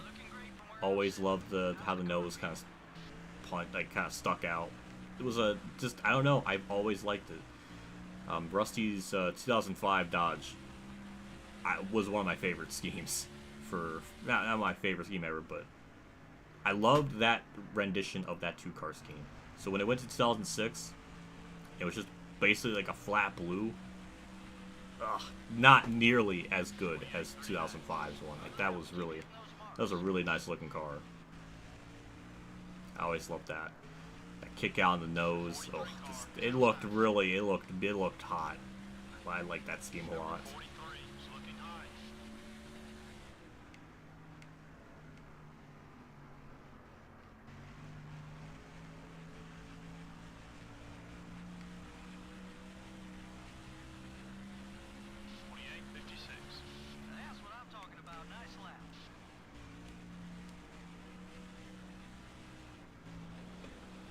So we finally got our tires worn, so it seems to happen right at the end of the run, but we're gonna be pitting in a couple laps, so it's not really gonna affect anything. Oh.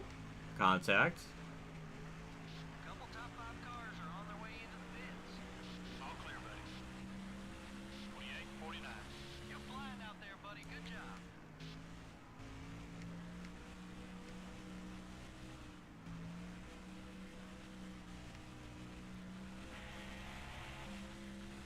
Yeah, we'll pit next time by. Try to give the other competition a chance. I don't know. This is just. We're definitely gonna lap the field twice. That's for damn sure. 28, 60. When was the last time a person won the race that lapped the field more than once? There you go. That's a stat for the chat to figure out. We've seen the most recent one that was like with the lap down, but what about one where the leader won by 2 laps? When was the last time that happened? We had to go back to like the 70s maybe. And all right, good. Yeah, it's me, crew chief. I don't know why you're asking. I'm.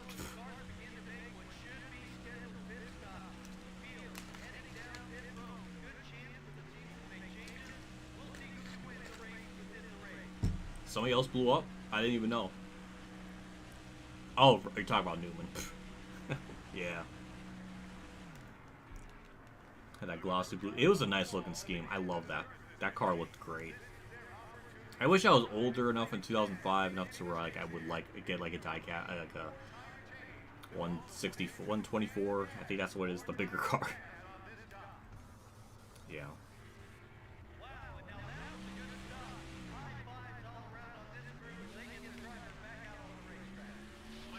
Yeah, pit crew did a good job on the stop. We're actually loose leaving pit road. Staying below that yellow line.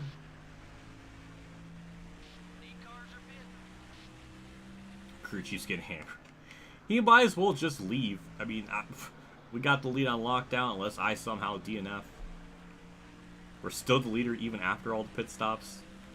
We are going to lead so many laps. It's just disgusting. And Jarrett won this race by 14 laps. Yeah, that's not gonna happen for us. Not even close.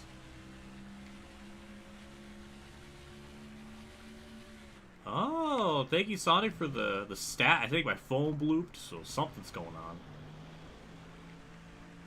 So, Bobby Allison won the 1982 Mason-Dixon 500 at Dover by over 3 laps. Ooh.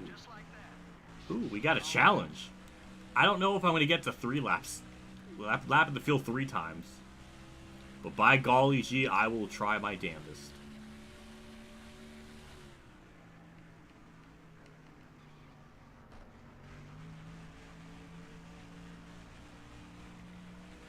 Getting a 2000. Yeah, I don't know if there even is Rusty Wall's 2005 scheme, like or car to purchase. I have no idea. I haven't looked it up. I really don't feel like spending any more on diecast if I don't have to. Got that 2022 Kurt Kansas thing that's still coming in. That saga. Oh my God, we gotta talk about that. All right, Tony Stewart, please move so I can rant. All right. So I called customer service a couple days ago. They're telling me that the car was stuck at Lionel for 2 weeks due to inventory. Now, I don't know how accurate that statement is, because I think 2 weeks for doing inventory and packages not being shipped out for that long is a bit weird. But 2 weeks for inventory is apparently why it was delayed. But then what? I don't know about the 3rd week. It's almost a month now since I ordered it. I think it's what, 6 days away from being a full month since I've ordered it. Still has yet to come in. The money was already taken out of my bank account, so clearly it did go through. So I called customer service. They told me it was, like I said, 2 weeks of inventory. They told me that night they're going to ship it out, and you should see like tracking progress on it when you check the shipping number or tracking number, order, whatever. So I checked later that night, no update. Days later, checked this morning, still nothing. So I don't know where this Kurt car is.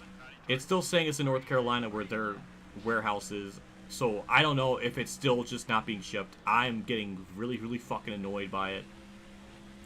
I paid premium dollar to get it by them. And now on eBay, there's people selling it for like 90 bucks. Which is $35, $40 cheaper than what I got through Lionel. So like now I'm like, well, what the fuck's the point of me even getting this car if it's cheaper and I could probably get it quicker through some random person than like an official place. What a joke. What an absolute joke. It definitely makes me not want to order things from them anymore. I've only gotten 2 things from them. One was the Atlanta car, which only took 3 days to get here, so I thought, okay, you know, I don't really... I've heard a lot of bad things about them with their smaller diecast and how they're not good, and it's like, yeah, I don't want those. Those don't look good. I'll make an exception for Kurt. I got the Atlanta thing, and it got here in 3 days. There was no problems. Great quality. I really had no problems with it. No problems with any of the process. This time, everything could go wrong, has gone wrong, so I'm very, very annoyed.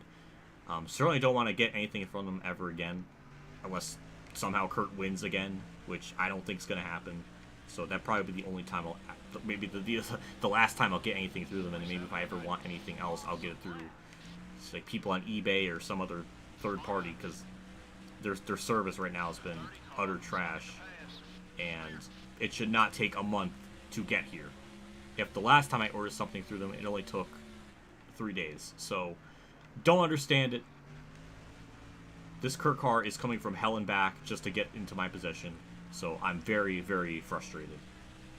So I'm beyond annoyed. It's been like 3 or 4 days since I called them about it. So if they actually did what they said they did, then it should be here today or tomorrow. But clearly it's not. Clearly, it's still in North Carolina, apparently from what the shipping info was telling me, unless that's not accurate. It gives me 2 shipping tracking informations, one through USPS and then FedEx. I put in the tracking number on FedEx.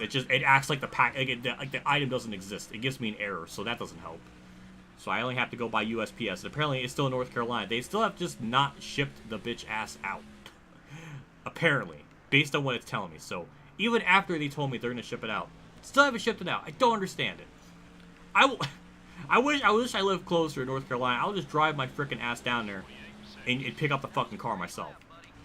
Unfortunately, where I live, that's like a 9-hour drive and hundreds of miles. So I would need to pay like $150 in gas, maybe. I don't even know. Like, no, I'm not doing that. So I'm very angry. Very angry. Very upset about that whole thing. Still wish it got here. I don't know if I need to call customer service like every week just to get their ass on it. I don't know what else to do other than literally cancel the order and just buy it off fucking eBay from someone else and refund the money. I don't know. But I'm beyond frustrated and annoyed that literally I can get it from anywhere else on eBay from random person number 62 and it'll get here quicker than a fucking month. Even if it was 2 weeks of inventory, there's still like a good week that's missing. So I don't know if it's counting when it's officially being shipped by the 22nd, because I ordered on the 22nd, and it said it was taken out of my account on the 27th. So if that's like where the date they're starting all that, I think I ordered it before they had the inventory. So I guess the 27th was during the inventory, but nothing was made clear on the site that that was going to be a thing, or anywhere on the site whatsoever that, hey, we're going to be in inventory for a while. There was something on the site that said like, oh, March 13th, that's when we're going to have shipping things will be on delay. So it's like, is that why it's still being delayed? My fucking controller, no! What the fuck? And now it connects!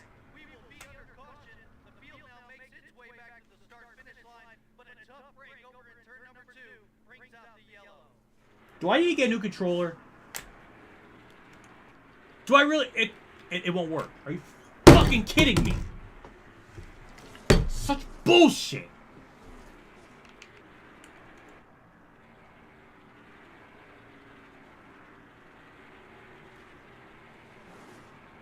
It just disconnected. And it still won't get back on. Now it connects. You fucking kidding me? That is terrible.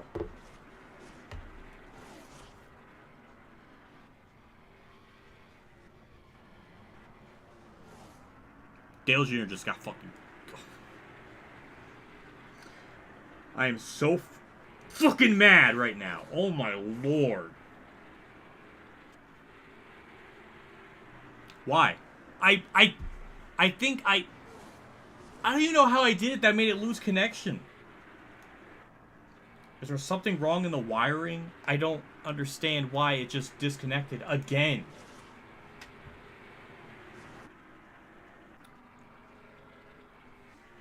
Well, it definitely disconnected because even though I don't think you heard the sound because I'm talking, and I think the wreck happened like immediately after disconnect because it was in the middle of the corner.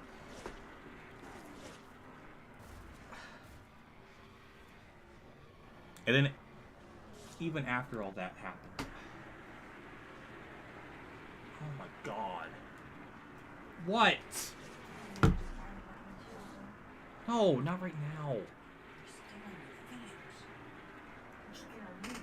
My controller disconnected mid-corner and DNF'd me after I did like an hour and a half, almost 2 hours race. And I'm salty because of that.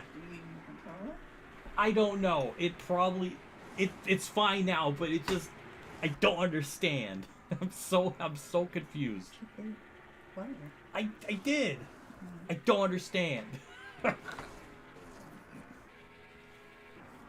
What did you need me for? Nothing. Just want to make sure you're okay. Sound like you're having a stroke. I am. Well, if we'll rewatch this stream, watch me rewatch the moment, and you will see. It just, I'm so angry. Did you pee your pants? No, that's when the Sprite leaked, and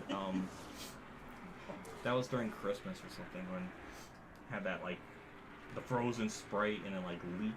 Or like no, I brought the case up and the case was leaking, and that's where it came from. When you're all done venting, you should tell your friends, sorry, I blew your head off. No, it's that they don't mind. It's just Emulator L lol lol Did you lol need lol me for lol lol something? lol. I just heard you go, oh no! So I come back up the steps, almost fell.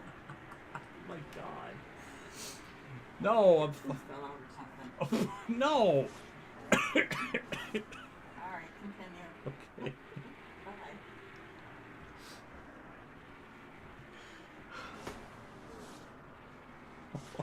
God damn. I couldn't pause. I couldn't mute my freaking chat. Ugh.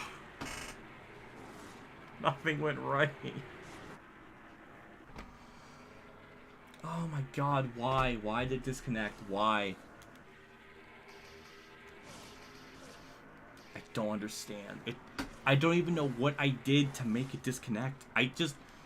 I moved over a little bit, but that should have DNF'd me from that. You fall up the steps. Oh my god, oh my god.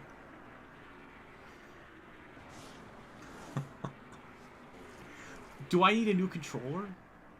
It's gonna be a pain in the ass to find an OEM Xbox 360 controller.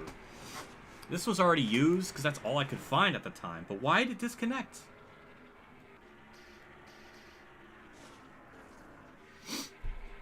I can't recreate if I try. I'm trying to. Let's see.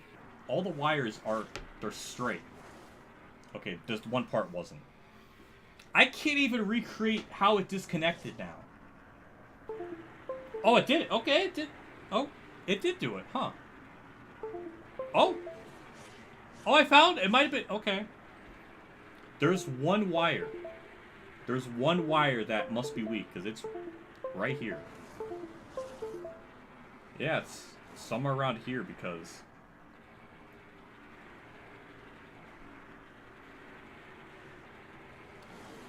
Okay, it is a controller thing. That really sucks.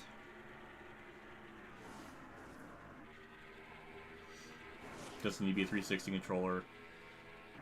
I think so because it's like the best one for this type of stuff. I mean, obviously I can plug in my Xbox One and do it that way, but having it wired automatically just connects it to PC XS2 and it's really easy.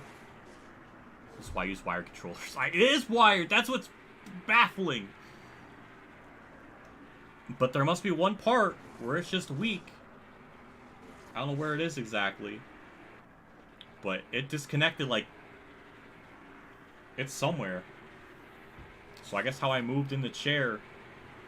Moved it and it hit... I must have brushed up on my leg or something. Get a new controller. It's easier said than done when they don't make anymore. Gonna need to do something about that power steering issue so it doesn't disconnect again in the future. Well, thank you, Sprinter, for the 5.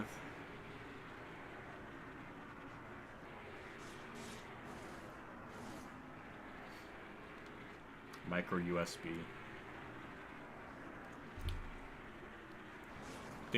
Do they even make Xbox One wired controllers? Is that even a thing? I don't even know. I guess I could. I mean, I have a PS4 controller, but if I plug it in, the...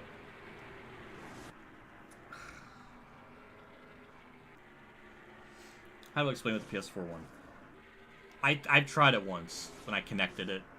It's so finicky. Like, it's worse than this. Because if I'm on the PS4 controller with it connected, doing this will disconnect it. It's very, very stupid sensitive, so I can't even do that. Like, if that's not an option.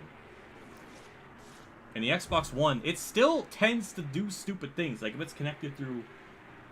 So I have the Xbox One, like, adapter. Like, I have this right here. And sometimes even that disconnects, so I don't understand.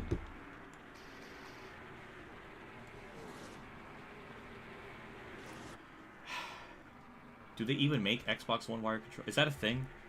I must be stupid because I didn't know that was the thing you can get.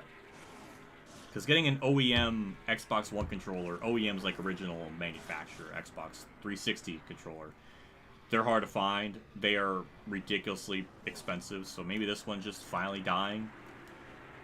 Which sucks, because I really haven't had any problems till now, or at least yesterday. Well, it's not a surprise, because it literally happened to my fantasy season thing at Watkins Glen. It happened before I even did the stream today, where, yeah, like, well, I actually had to close PC XS2 altogether and then reopen it, and then it worked. So, I don't know if that's an emulator thing or the controller thing. I don't know what's going on, but... Damn, I missed a lot, haven't I? Oh, hello, Jesus. Thanks for tuning in. You joined at probably the best time. I was running my race. I had a lap lead. Almost was going to have a 2-lap lead. Controller disconnects mid-corner. It DNFs me instantly. I mean, so fast, I couldn't even process it. It disconnected, reconnected, but then it was under, like, controller 2. It wasn't even controller 1. It put it as, like, controller 2, and I still couldn't do anything. Now it works. But there's something wrong with the wiring. Somewhere on this controller, there is a wire that isn't all there, because I was able to find it, and, like, on it, like, just instantly, I was able to kind of mess with it and, like, disconnect it and reconnect it. You can kind of hear it, so there's some random wire or something in here that broke it. I don't know what, I mean, but thank you for the 20, I appreciate it.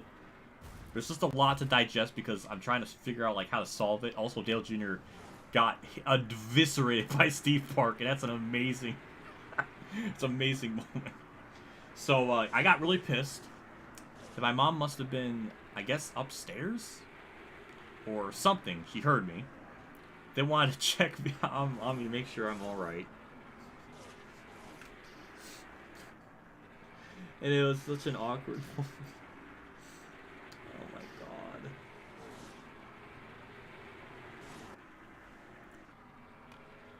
So I think the controller, I think it's starting to die.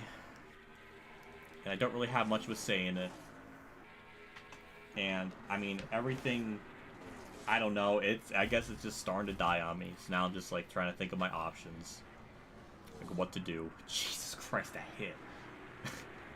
So, yeah, just kind of figuring out what step to do next, because I have an Xbox One controller, got an Xbox One, like, adapter, but it doesn't seem like it really works with the PC XS2. It's just a lot of steps. So I was trying to bypass it. That's why I went with the 360 wired one. But apparently there is an Xbox One wired one, which I didn't know was a thing. Use your Switch controller. Yeah, I'll use my frickin' Switch controller and frickin' race on that with this goofy looking thing. I'm not doing that.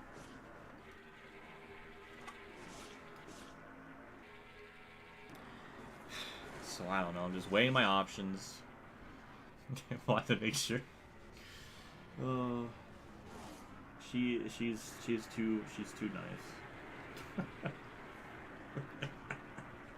I guess I did sound like I was having a stroke. Oh my god. So I don't know what to do. I guess we'll just let's just use an actual steering wheel. I don't think it really works with the emulator. I don't really think it does. Darlington redo, probably. A 50% race, I guess. I don't know how far I got into the race. I think it was just at halfway. I think I was a little bit past halfway, but it was pretty close to it. Did we have a 6th? No, we only had 5 camera angles. So. That deserves to be a stream highlight right there. If we were on Twitch, I would have said made that a stream highlight, because I was so freaking mad. So it pissed me off so much. I mean, it was so violent.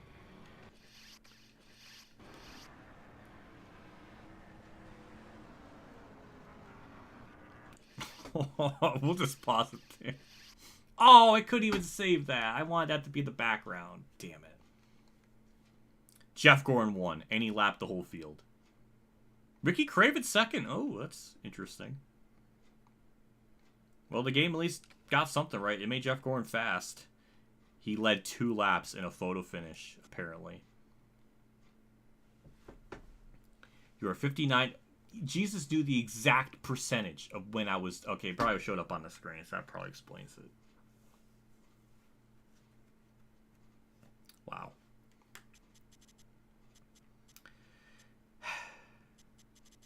So, Jeff Gordon was the only car on the lead lap, but yet somehow only led 2 laps. I don't understand that. We led so much of that race, too. 174, so we had about 120 laps left to go. So, yeah, it'll have to be a 50% race.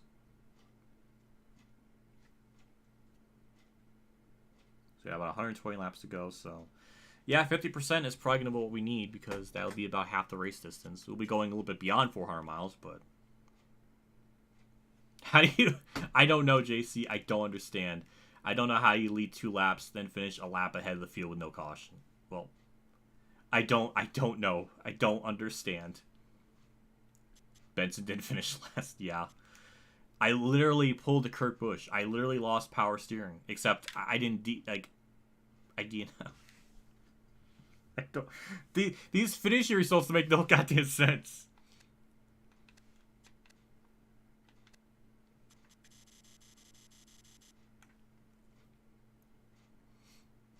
Wow.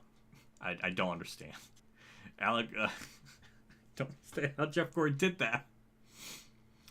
Everyone ran out of fuel and Gordon won by lap. I guess that's the only explanation. A lot of different leaders after me, though. Ryan Newman led 38, but I think that was earlier. All right, let's just get out of here. That's just disappointing. Well, I would say I wouldn't wreck. Technically, it wasn't by my own doing. By this thing.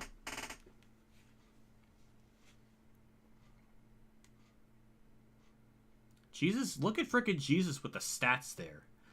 That's pretty damn good. I like that. All right, let's get into Darlington again. 146 laps, so that's about what we had left. So let's just get this over with. Hopefully the controller doesn't disconnect again. I guess this is gonna be the last stream with this controller. But then I don't know.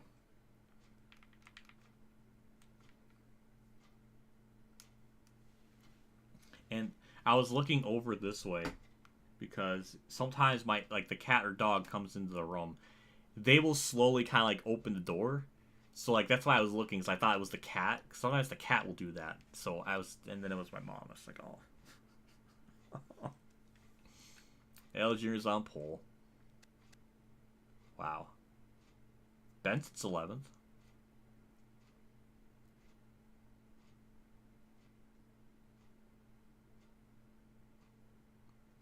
Oh my god, I'm sorry, JC, I didn't see your super chat. I didn't see your donation. Oh, but you tipped me $1. Thank you. Emulator L. Wow. He had to insult me as I was raging.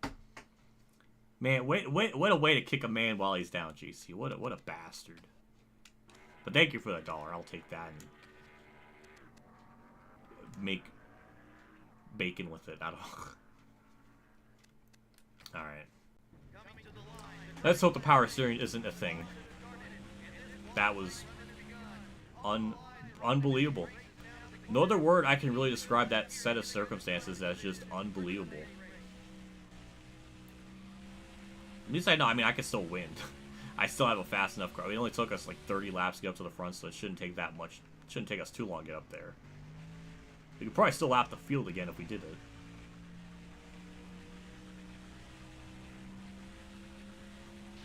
I was looking. I wasn't even thinking. I don't want to qualify. Oh my god. I was supposed to sandbag the qualifying, not go all out. Oh my god. I'm losing my mind. I got an EA Sports bio. Yeah, hell yeah.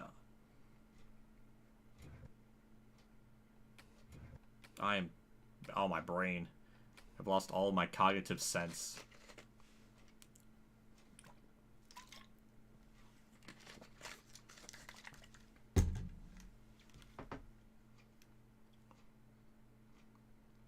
Oh, I don't think you've ever mentioned anything. Mark. Oh, Craven's third. Okay. All right, let's qualify. Let's actually qualify, but not try. Which apparently that's starting to become a complicated thing for me.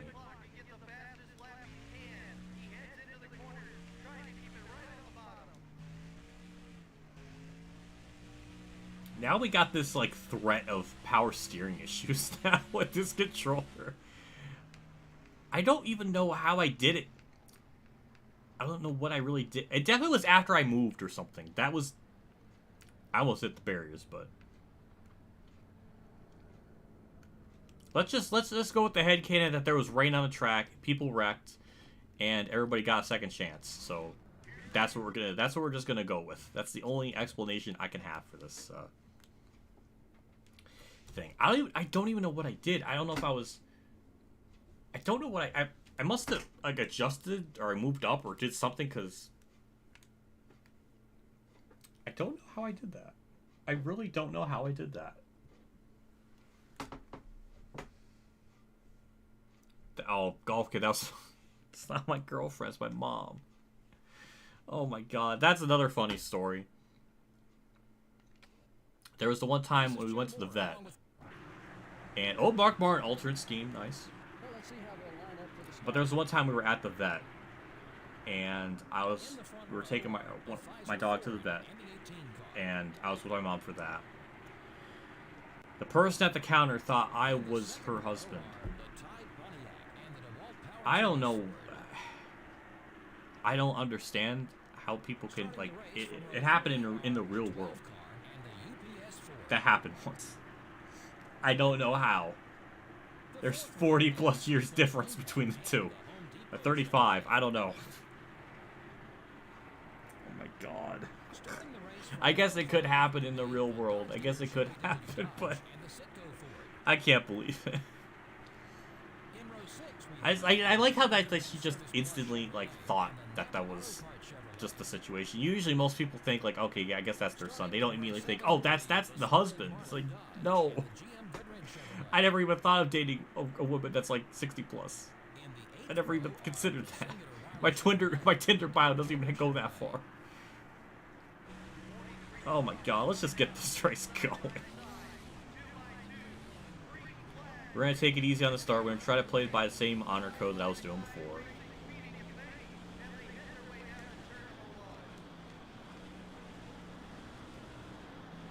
That DNF was so violent. It happened so fast, too. I didn't even have a chance to... Jeez, they checked up. I didn't even have a chance to register what happened. It happened at the most perfect time. It wasn't like I got off the corner, I'm like on the straightaway. No, it's just in the middle of the corner. Nice alternate scheme, Rusty.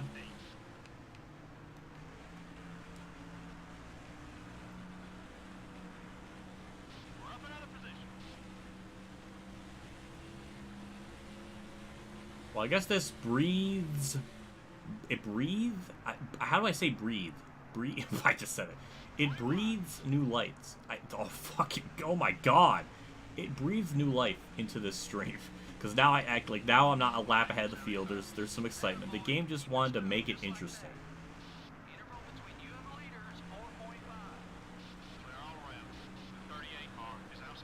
Oh, their schemes are backup cars.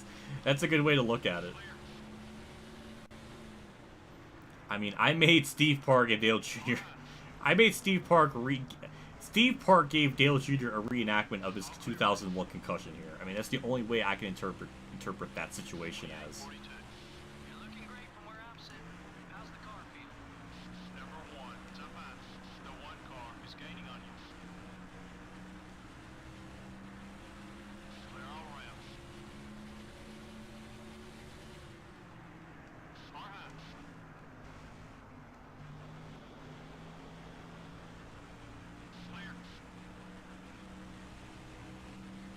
Have you had dinner? I have not had dinner, and I am getting hungry.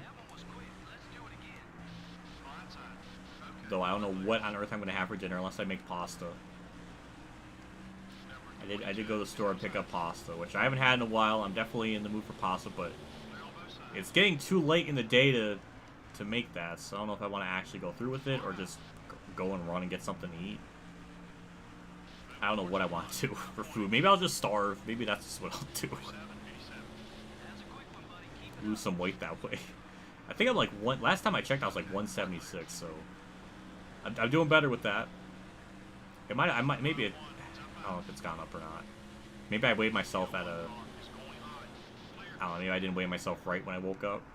So it might be off a little bit, but it's still under 180, which that much I'm very certain on, so which is definitely a step up from what it was like 7 or 8 months ago, or almost a year now, where I was like 190 nearly, so I think I've done good in that regard.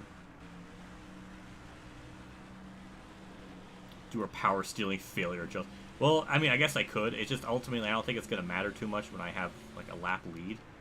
When I final pet stop, which I think is going to happen around lap 110, 108 maybe. So I guess we can try that. So we can simulate real life power steering failures, like without the car just dying. Because Kurt in real life, when he lost power steering, he did just immediately go into the wall and just explode. So we'll try that.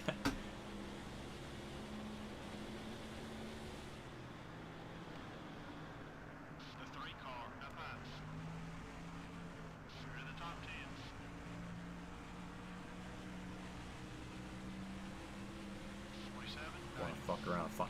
JC, that sounds very sexual, and I don't like that. It doesn't sound very kosher in my book.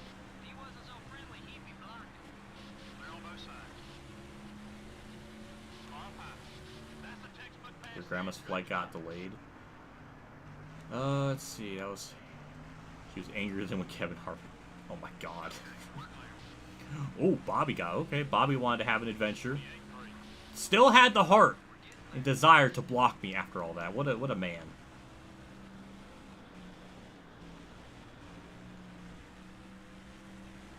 I guess I've gotten better as I've done this race, because the first attempt took me about 31 laps, roughly 35, and now it's only lap 10, and we're just about to get the lead, so that didn't take very long. Ricky Craven's second though, which is interesting.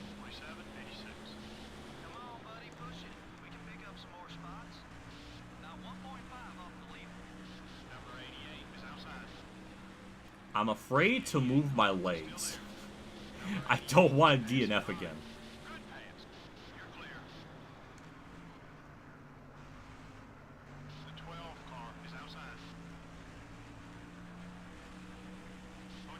Top 5 and 9 lead. Damn right. I'm the greatest ever was. Michael 2 Scoops a Dupe would love to have my skill. Oh, I gave Craven a tap. That's almost... Oh, that's kind of realistic, because he did do that in real life. I'm not playing this on rookie difficulty. It is on legend. It's on... Technically, it's on custom, which custom is legend difficulty.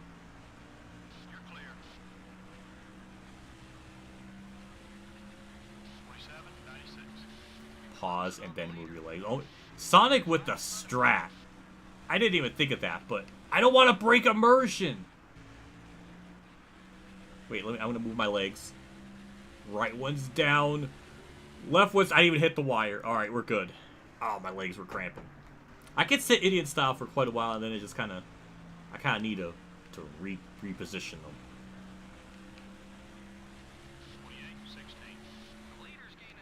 But Mark Lawrence, a nice alternate scheme. A nice Roush teammate. I had a Sean Connery accent right there, and I don't know why.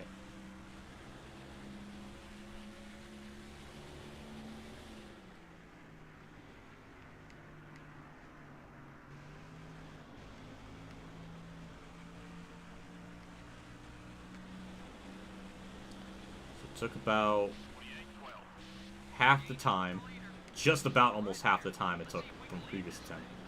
But Mark is blocking. He is defending that bottom lane. We're going to go off the track, make the move. There we go. New leader. Still there. You're in first. The 6 car is looking to pass. Okay, we're clear. What if ASMR moment? JC, do not do those freaking eyeball emojis just because I'm moving my freaking legs. Is that the power of what my OnlyFans would be like? I make a video and it's just, I just move my legs, like reposition them, and then boom, all of a sudden it's just like,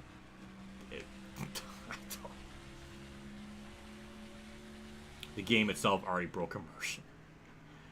That's true, but damn it, I don't want to make it worse. You went to the wall like Earnhardt and Kurt. Oh my god. Yeah, it definitely looked like that.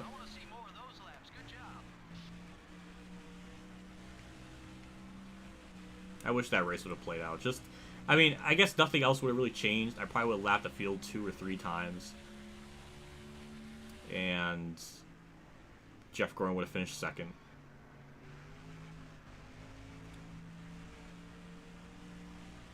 Fancy with the freaking eyeball emoji. What? I like how you get very just freaked out. I was like, oh yeah, I was like talking about cosplay, but me moving my leg, such an innocent thing, is like, ooh, that's hot. It's like, but I literally cosplay as characters last 2 Halloweens, and that's not considered. I tell you, JC better watch out. Because cosplay me is hotter than his girlfriend. That's fucked up. I should have said he has some competition. Cosplay me is another level. It's another freaking level. JC, fucking freaking emo is amazing. I love that emo so much. Dr. Pepper is better. I don't know what I would prefer more. I try to refrain from soft drinks. I mean, the only one I drink is Sprite, and I think that's just less offensive of the soft drinks. That's why I go with it.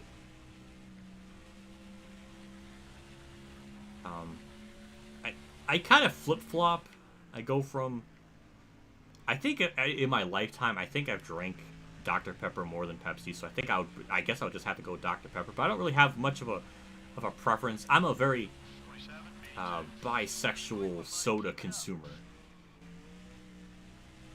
Unless we got that like Perrier, like seltzer water, that I don't know how that could be considered drinkable. It tastes so bad. It literally is just like, it tastes like you're drinking soap.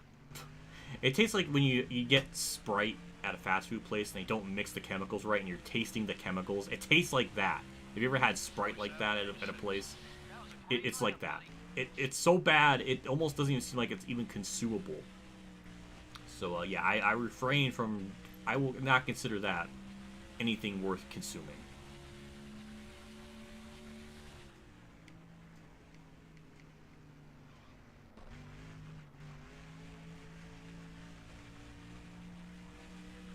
Fancy with the freaking...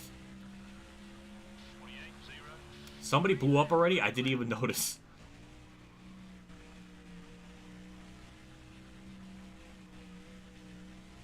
What if you do a video on sodas? No, I don't think I will. It's a good stream topic discussion, I'll say that much.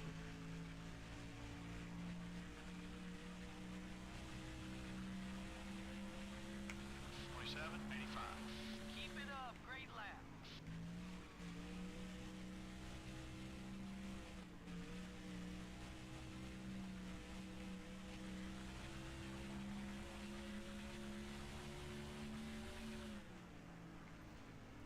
So with it being a 50% race, is it still going to be fuel every...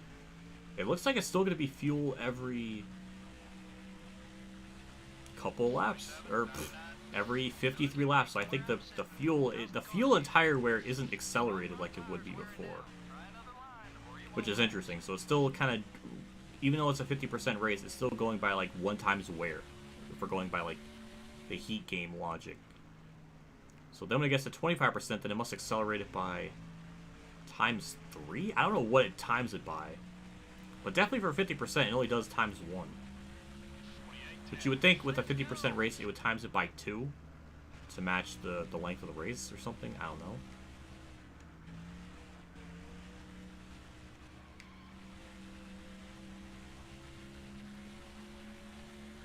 soda tier list. Ooh, that's an idea.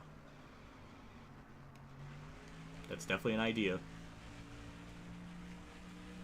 I don't know. I feel like my tier lists are either going to be like nuclear in the takes I have, or they're just going to be very, very boring because most of them I kind of like and I don't really have a problem with. The 16 cars coming up quick. Clear on both sides. Wow. So wait, JC's saying something here. Look out.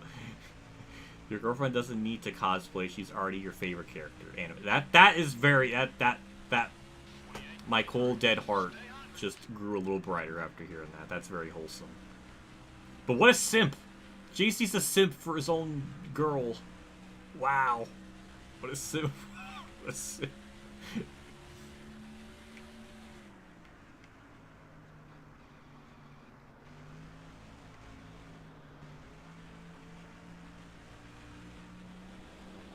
Alright, I've put our first car a lap down.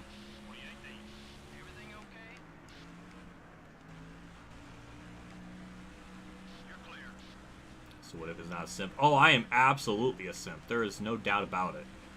It just my simping is for Nico Robin, so that's kind of a different layer of simpery.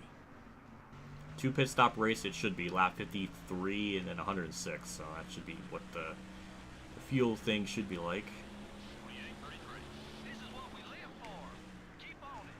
Got one outside. Clear on both sides. When we get to the second pit stop, the lap 106 or whatever, I'll definitely up the tape and everything. Not the tape, the wedge. Make it as tight as possible, and make this thing awful to simulate no power steering. So we'll definitely do that. I definitely don't want to do that and lose the race. So it's going to be important to build up this lead because I don't know how much time we're going to lose when we make that adjustment. So that's why I'm going to go a little more harder than usual. That's a bad corner, but didn't hit the wall, so we're fine. No left or right side damage on the back end, so we're good on that regard. 28:22. Looking good. All clear, buddy. Mickey Craven's still hanging on in third, though, which is pretty cool. I think in real life, Mark Barn got a top 5 here. I think he got 4th behind Dave Blaney. God, I can't talk. That's what happens when I talk too fast. My brain can't keep up.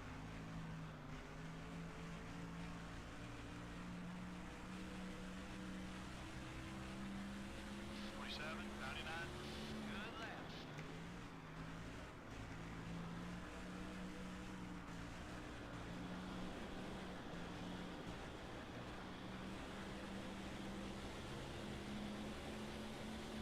Car outside.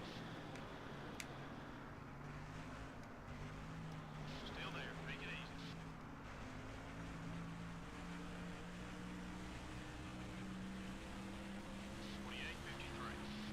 easy. Boy, this is just disgusting with this type of lead I have. My God. We might lap the field before we even get to lap 106 or something at this rate. Well, technically, what if? But you're like 13 seconds ahead of the field, so realistically, like by lap 68, 69 is when you're gonna lap the field. That might be the case, nerd me. So, yeah, we'll see how that goes. 48:42. Looking good out there.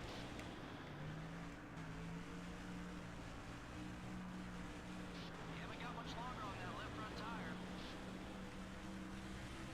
Number 23. It's up high. 3 wide. Hold that line.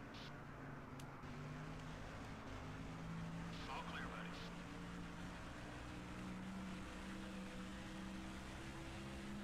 48:56. You're doing fine. Now I'm just thinking, like, when I pit, and I usually go for my drink, is that even okay for me to do? Is it gonna break the game? Or my controller? Like, I don't know what to... I'm scared. I don't know how that's gonna transpire. I think I definitely felt... I moved my legs, I felt my leg hit the wire of the controller. Nothing bad happened, thankfully. It's a ticking time bomb of when it's going to happen. Like, I can't just sit here and be a robot and just not move for 3 hours. I gotta wiggle my limbs a little bit.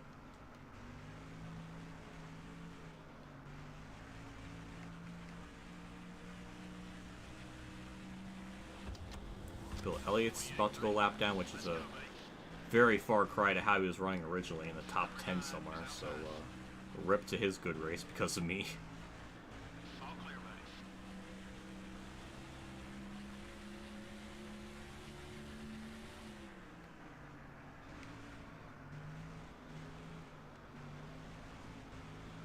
Coke with coffee. I've not. Well, one, I don't drink coffee, so I don't think I'm gonna have any. I have no experience with coffee to give a very educated guess. But Coke with coffee sounds like a very cursed combination.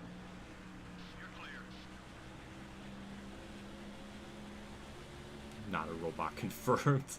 Yeah, unfortunately, I'm not that. I wish I was at that level, but I'm not.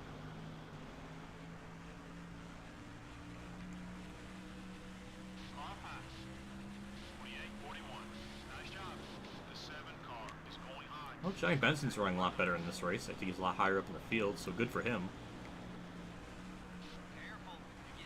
Hopefully they're not.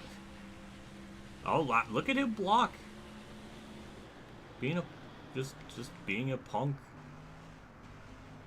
Oh, we almost gave him a shot. He already has damage to the right side of the car. Someone must have hit him at some point. Number 10 is still there. 48-69. Attaboy. You're clear. The 31 car is outside. Number 31 is still there. Keep digging. Clear on both sides.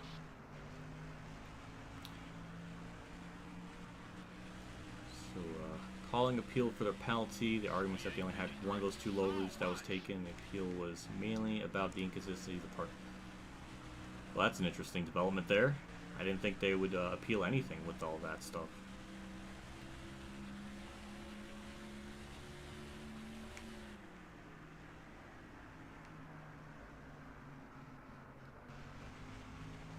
Oh my god, Dirt's Game Cafe, that's too dark. Oh my god. Don't say that. 28-49. What's wrong?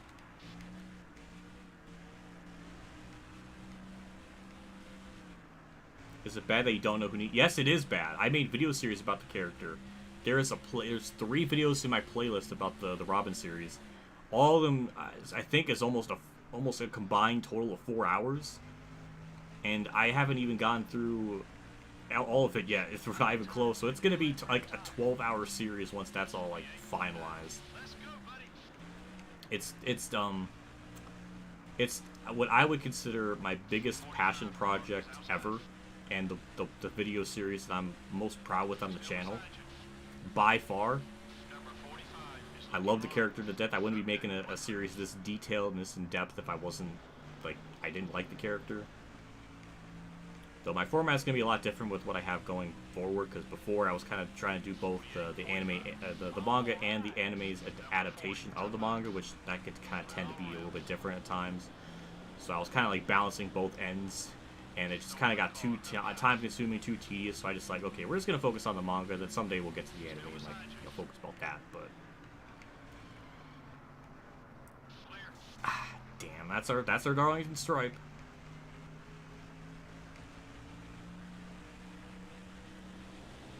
AC. Well, you won't be able to see it anymore, Auto Rocket Racing 94, because I hit the wall, and I made that all blurry, because I damaged it like an ass, so.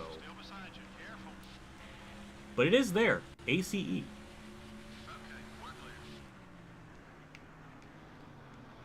don't know how Kamikaze races in this camera view.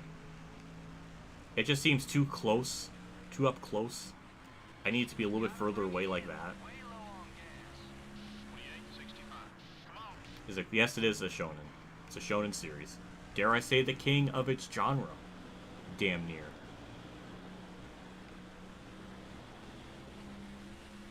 Number 2, has a mod now. I think AJ is a somewhat recent mod. I don't really remember. Number 22 has got a run on you. Clear.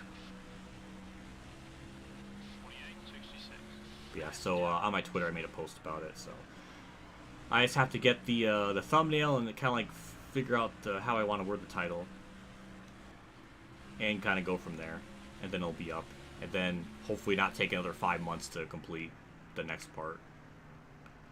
So yeah, it's just a lot of labor, a lot of love, especially with this arc and the next one. These next like 2 arcs, they are the most character defining moment for her as a character and everything, so it's going to be the most detailed, most just things going on with her, so there's a lot to go through, while the other arcs aren't nearly as in-depth.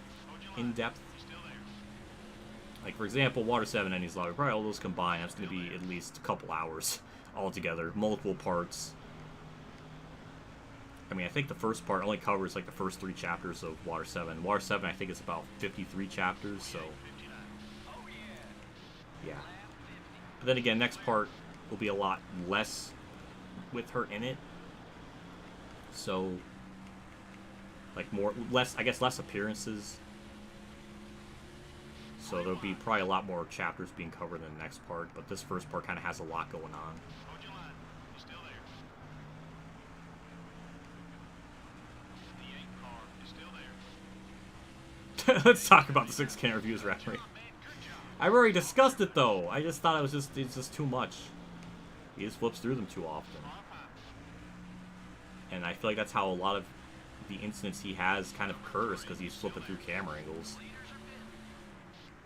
There's really not much more to really say about it, because I've already kind of said it. Hold your line. He's still there. They're on both sides. 28-88. Let's go, buddy. Don't worry about a block. He's feeling nice today. The 17 car is up high. Well, the problem with Rabbit does is he flips it so often that I think it just kind of messes them up figuring out where people are on track. You know what they say, pal? Wow. Thank you, Kenseth, for pitting at the last fucking second. What an absolute fucking idiot. Somebody just hit the... What? Kevin LePage just gave up. Well, we're pitting. Thank you, Kenseth, for the last second just deciding to pit. I don't even think I was off the track when that happened. No, I wasn't. I wasn't even off the track at all. He just decided to turn... Well, how am I supposed to know that? Luckily, that was not a bigger wreck than it could have, but why did Kevin LePage just hit the frickin' barrels? Alright, we're pitting. Jeez, that was just the worst timing for that. Oh my god. Well, that was basically where we're gonna pit anyway, so I don't think anything's gonna change with the strat.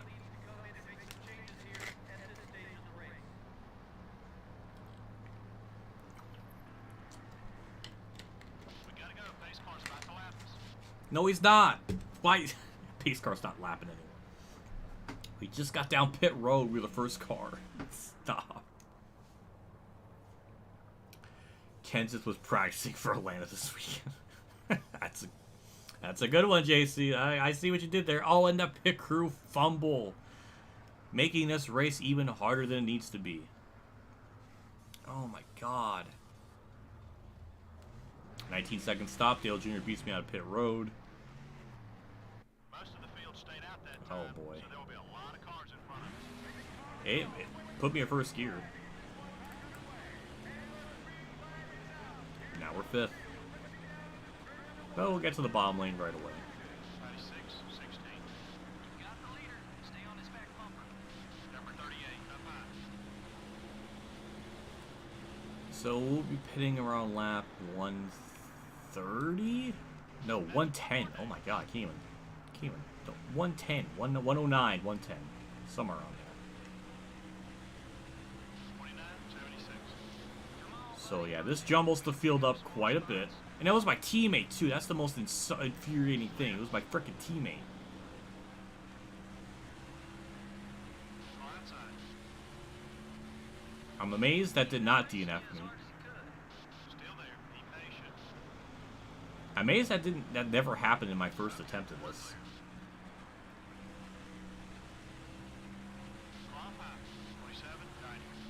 Keep coming. We're getting there. Still there. You're in second place. All clear, buddy.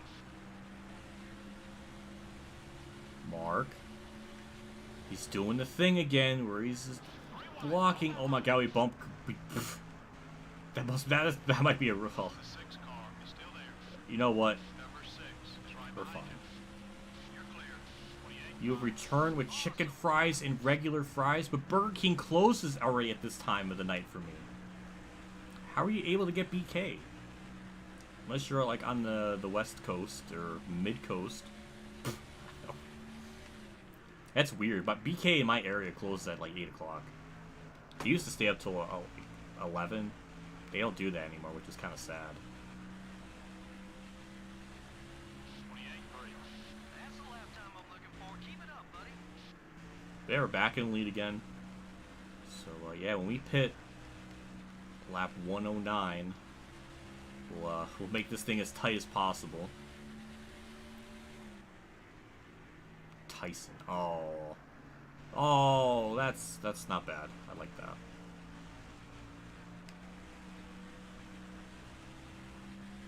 27-91. You're flying out Well, Auto Rock and New Year's Eve, I'm glad yours is open late. Mine, in my area, closes at 8. Don't know why that's a thing, unless there's just not enough people. That could be maybe the simplest explanation to that. Some of the leaders are coming in together. Don't know why people are pitting again after all that yellow, so that doesn't make any sense. 27-90. I want to see more of those laps. Good job. So Martin, not in the top 5, unless he was dumb enough to stay out and not pit. That is catastrophically dumb.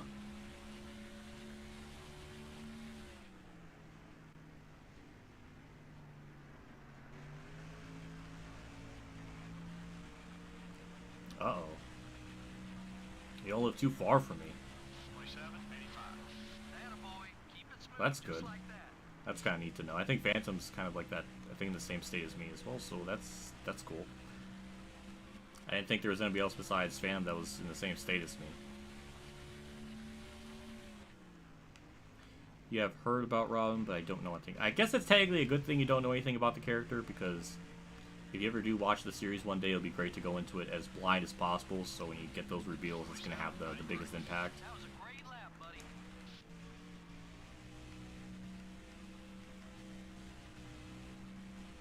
But yeah, it's I've watched a lot of different series over the years. No character has hit me in a way that Robin's character has for me in terms of just her development and growth. One Piece's biggest strength, as I do think the length of the series, how long it definitely is its biggest strength in being able to tell a story, to expand on the world, leave you clues and hints about things to come, and then actually deliver on those things. The foreshadowing, how the puzzle pieces kind of connect together after hundreds of chapters, all at the same time while telling interesting stories and creative abilities. I don't think it's the most fleshed out power system in the series. I think Hunter x Hunter is probably the best at that. One Piece I think does a pretty good job of the powers it has, the rules it has, the lore of the world, and expand. It definitely is what I would consider the anime equivalent of Lord of the Rings. I think that's probably the best way to word it. And it's crazy because the series starts off so simple and so small scaled.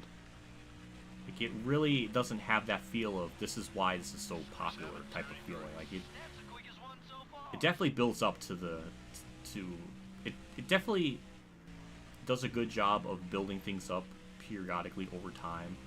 So it's not like the first arc you're dealing with like end of the world type stakes and everything. It does a really good job of starting off very small scale and then working its way up to the bigger stuff with dropping hints of things to come. It's really good. I never imagined I would like it so much because I think I tried it out years ago.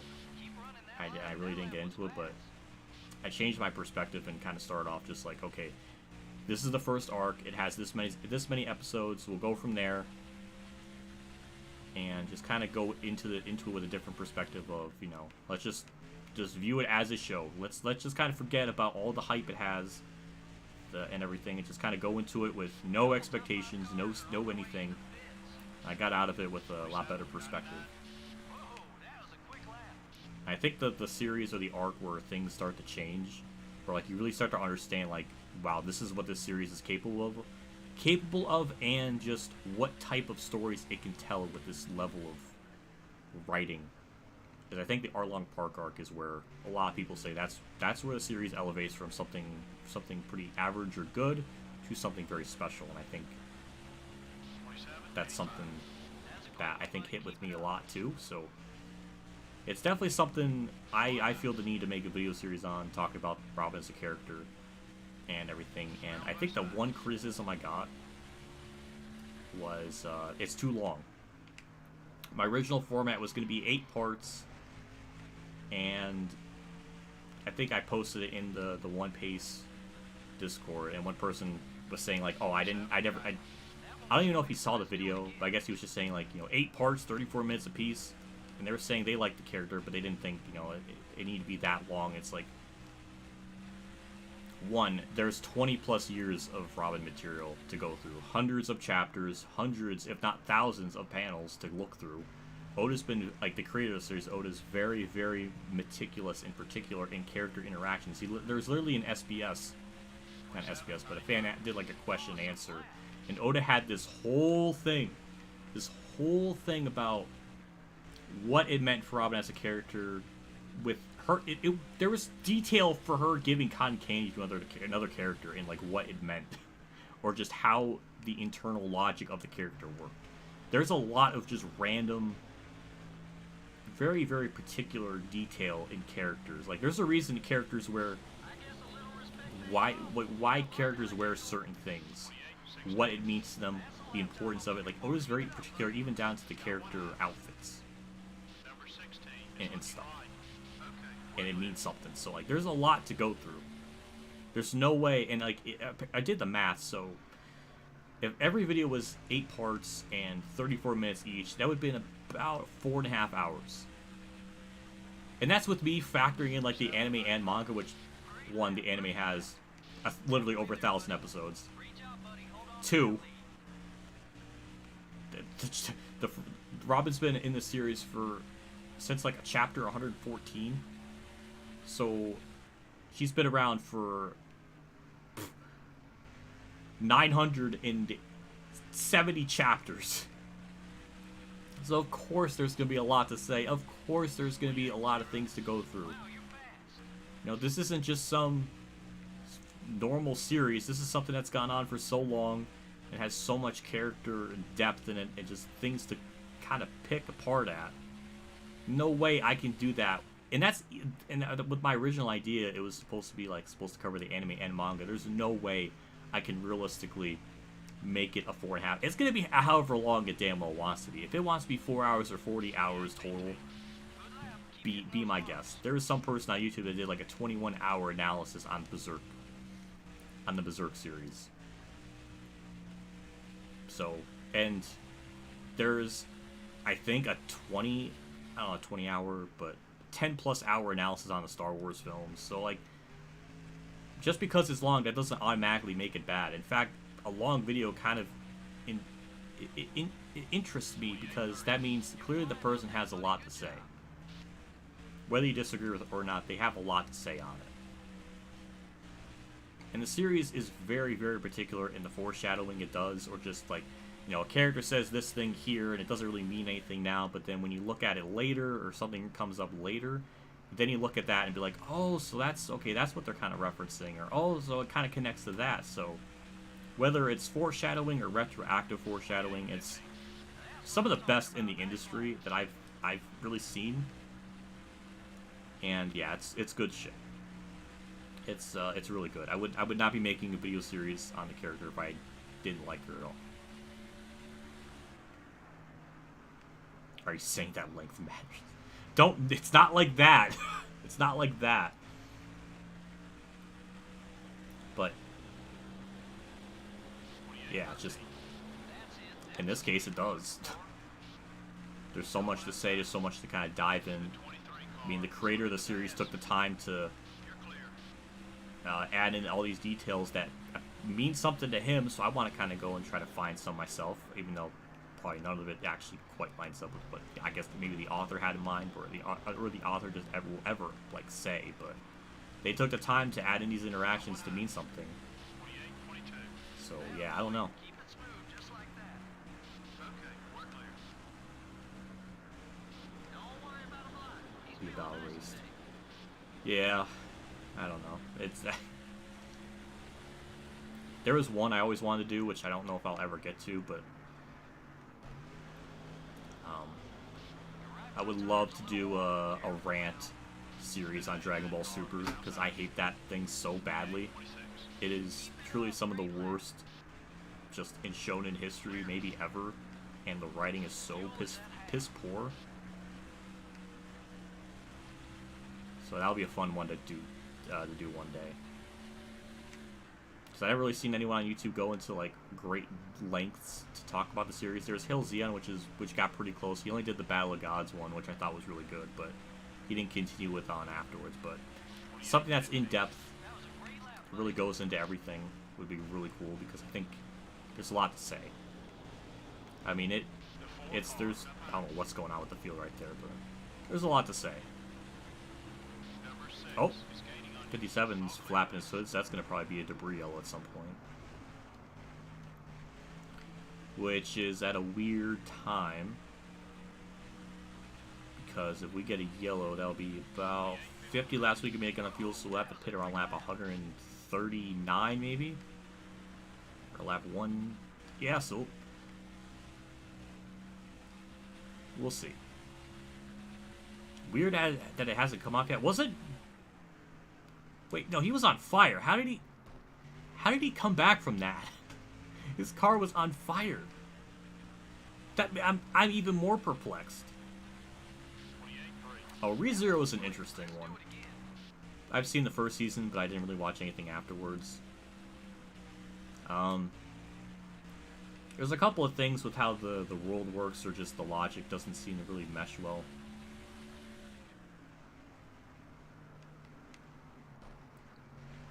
Dragon Ball Super is the only showing with writing. Where's the Chimera Ant? What? What? What? Chimera Ant arc in Hunter x Hunter is phenomenal. Super, I mean, that is no. That's not in the same level of writing tier. Super can't even write itself out of a paper bag with stuff, so that's not even close. The subtext of Hunter x Hunter is phenomenal. I wish I can rewatch the arc again and get like a fresh perspective that I can really dive into it, but that's not even close to Super. Super is ungodly awful with this writing. And the power scaling of characters and how they, like, nothing really makes sense. It's such a soulless product. And I think the closest thing it does to getting something right is the idea of Ultra Instinct, because in the Battle of Gods anime, like, arc, it actually kind of mentions that.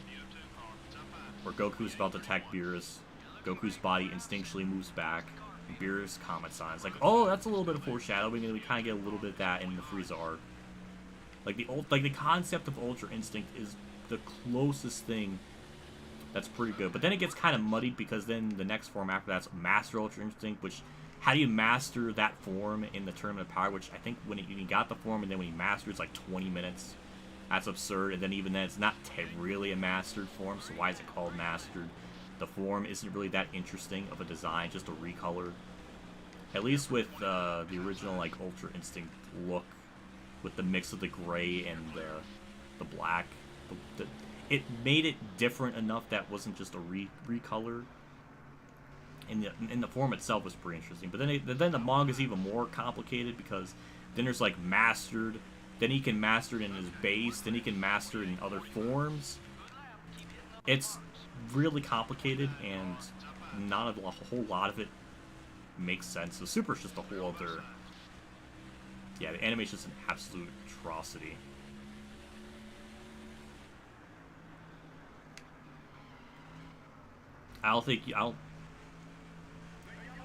Nope, that might be a debris. I think we can... Oh, dodge that. All right.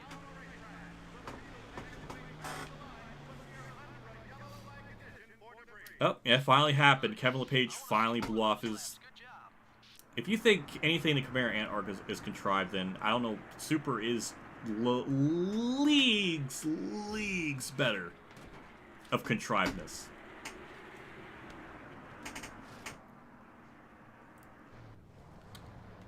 Yeah, we're pitting. We're going to be really close on fuel, though. 56 to go? I don't know. I disagree with them staying out. I mean, there are some people pitting. Okay. Maybe they're lead lap cars. I don't know. Alright, let's just make it really tight. Because this should be our last pit stop. So we'll see how that goes. That's going to probably be a bad idea.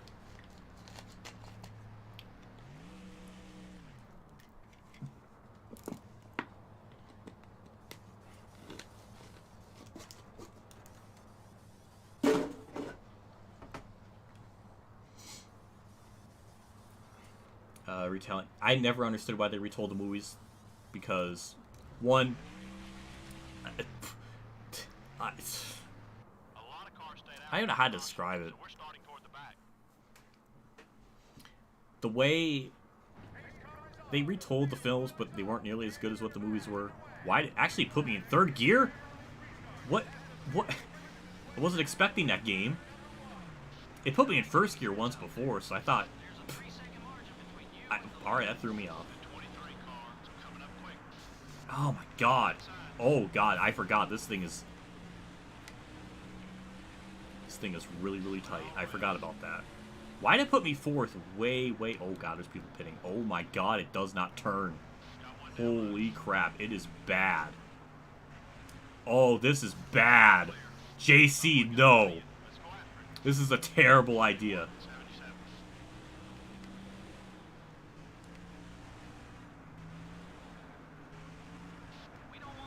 Yeah, I'm not going to be competitive with this at all. Like that. This idea would have only worked if this went green the whole way. And then I did this because yeah, this is not gonna work. And even now, I don't even think I can make it to the end with what we have. Oh my god.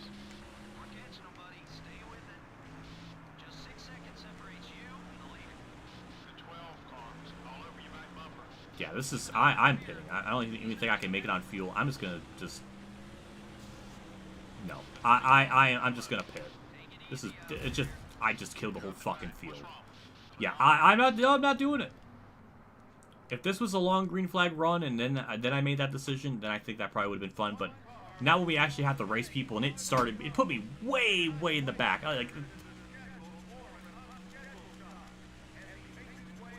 Good idea, but the timing of that race and how that was playing out, that's not going to work. The only way that would work is if it went green the whole way or we didn't have a yellow. I'm not doing it. Why in the... I don't know. I don't understand that.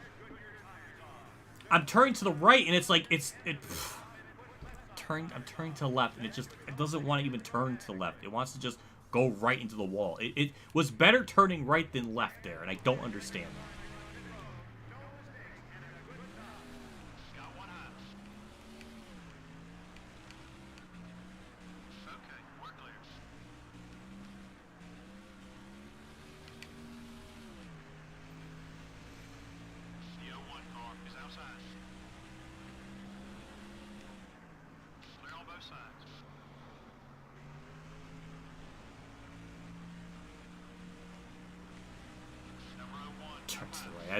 I'm not trying. I can't see. That's what happens. I talk too fast. My mouth can't keep up, and then I say stupid shit.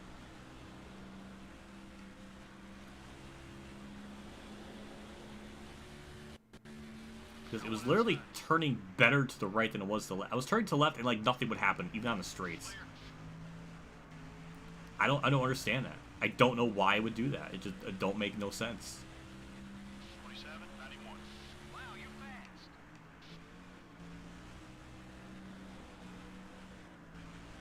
So at least now I know I can make it to the end.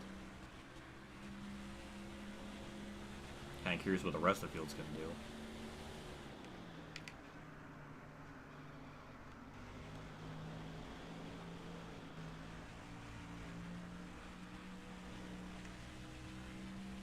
Got one high.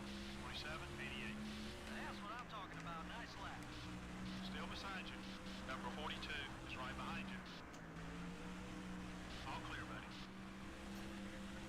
I really did not expect the car to be that tight, or at least to be that bad. There was no chance. There was no chance I was even going to... I was going like 10, 15 miles an hour and slower in the corners. It was just... There's no way I was going to have a shot at that. 28.0. If that yellow Kevin LePage never happened, I pitted on the green flag stop and then did that, I probably would have done it. Because then I would have had a big enough lead to probably make it work. But not with that restart, not with me being fourth, but it put me way in the back for some reason. I don't know why. So we're just gonna go like a normal race.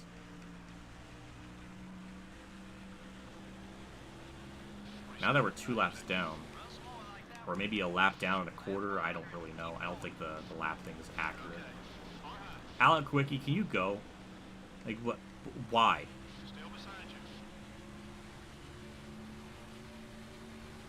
The 7 car is still there. Number 7 is all over your back bumper. Clear. 28.3. Yep, now it says I'm 1 lap down, so it was rounding it up again. But even with these laps left to go, I don't think I could just unlap myself and then get back on lead lap. I don't think that's going to happen. All clear, buddy. I think I put it to 0, which I think the default was at half a round up. Or half a round loose, so yeah, that's another disadvantage I just kind of put myself in that I wasn't aware of when I was pitting. 28.14. Keep running that line. That lap was fast. Number 25 is up high. Clear all around.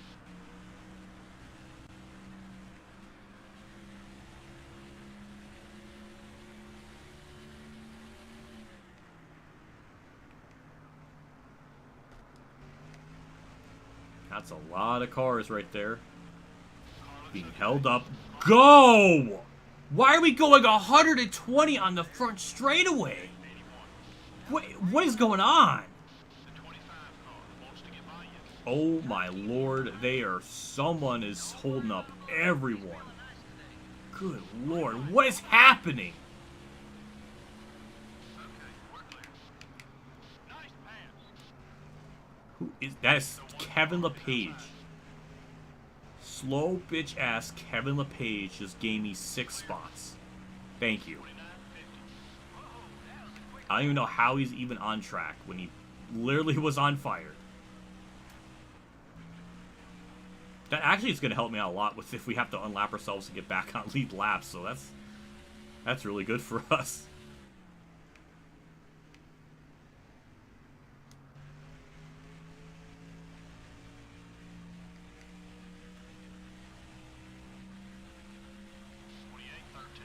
That one was quick. Let's do it again. Now, I don't know if these other cars in front of me have to pit or not. I don't really know what their logic is.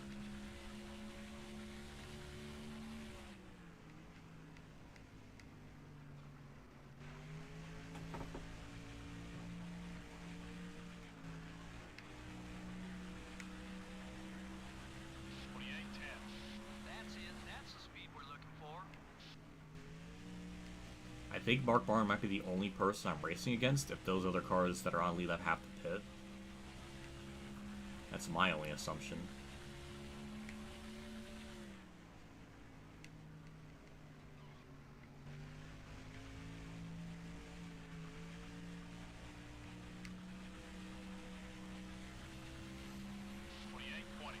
Awesome lap.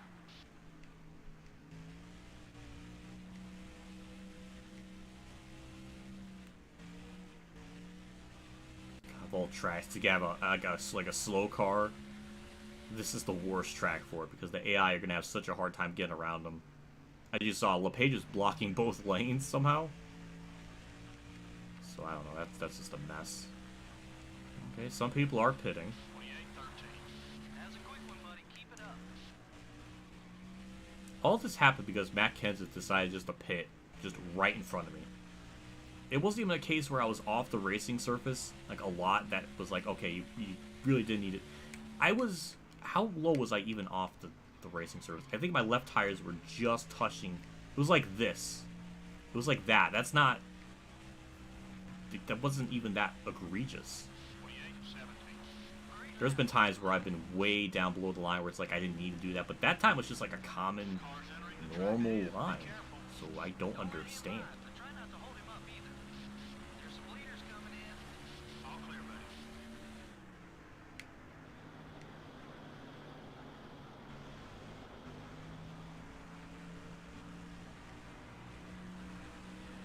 The 30 car is outside. 28-0. I think it'll be nice to, I don't know what I want to do after the stream. Number 30. It's got a run on you. Do I go get food? Do I make some? I really don't feel like making food at this time. I might have to just go and run and get food then. Oh my god, Fittipaldi. No one inside. Way to check up like 10. Oh my god, I can see my engine. Oh, that's Kevin LePage is doing right there. I can feel it. I don't even need to be on the racing surface. I can just pass. That's how slow he is. Three wide. Hold that line. Watch the cars coming out of the pits, buddy. Okay, we're clear. Thank you for telling me that, crew chief. I wish you would have told me that. No, then again, there was no trouble with people leaving Piro. It was people entering Piro. That was my issue. So that doesn't even help me in this instance. 29-23. Keep coming. We're getting Dale Jr. is in front of me, but a lap down. I don't know where he's running. I don't know where Mark's running either. Actually, oh, he's actually running. There was my bad. I see him. Far high. Clear. Got one outside. Oh, I felt it. It wanted to not turn. That's a game thing. That's a car thing. That's not a controller thing. So it's, I could once in a while it'll do that where I feel it. Luckily I didn't hit anyone because of that, but I felt it.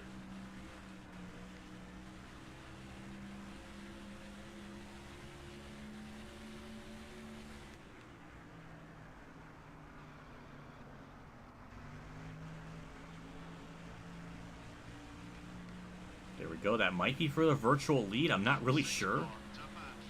We'll pass Mark, so we'll be the first car lap down, even though that really means nothing because Lucky Dogs aren't a thing. The one car is outside. Still I have no clue who's leading this race currently. okay, we're clear.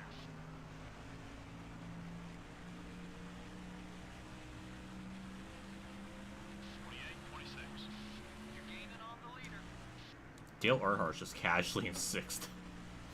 Hell yeah.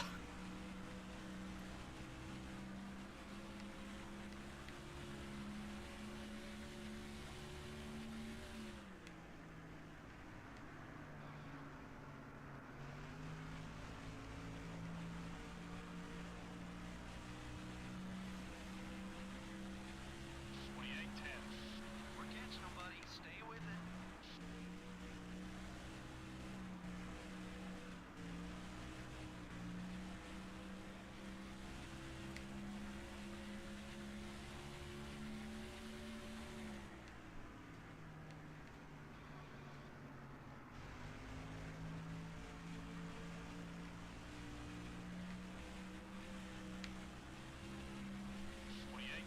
That was weird. Closing on the leader. And the only other question is, can the leaders make it on fuel to the end? We did pit with about 56 laps to go, which is really, really close on the fuel window. So I don't know if the AI can even stretch it that far. I seen them pit around lap 53 or 54, at least from what we saw in the first race. So I'm thinking it might be something like that. 28-20. Okay, buddy. We're faster than the leader. Let's get up there. Number 18, up high. Hold your line. was almost turned myself in front of Lubani's nose. That was more my fault. Oh, that's Kevin LePage doing his thing again. Biffle's pitting. So I guess maybe Gordon's leading, which makes sense to real life because he was like the fastest car on the field that day.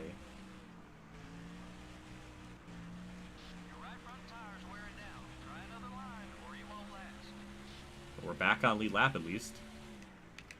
Now, can we run the leader back down after we unlapped ourselves? That's the other question. I don't even know if that's possible. We'll see what the interval is. We gapped them a lot. 25 seconds. Oh boy. I mean, 25 seconds, 26 laps. I mean, we need to gain a second a lap, which I don't think we could pull that off. I mean, we've been really good in this stream, but I don't think we're that good. Unless he gets held up by Kevin LePage, which this might be the last time they come across that, maybe.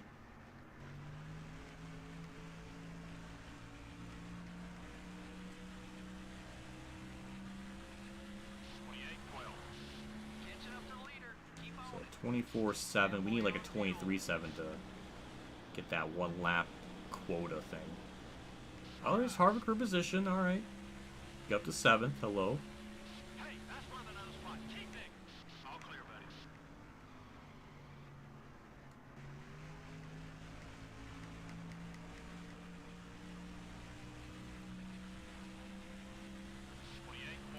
$24.2. That's still not enough. That's like half a second. We need a lot more than that.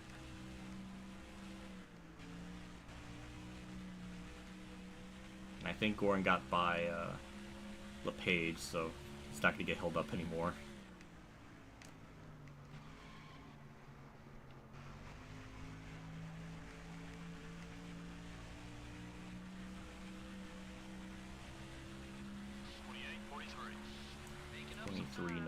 Let's try to keep a eye on the interval. So 23.9. I think we only gained a couple tenths that lap, so yeah, we're not going to catch him at this rate. We're just not fast enough.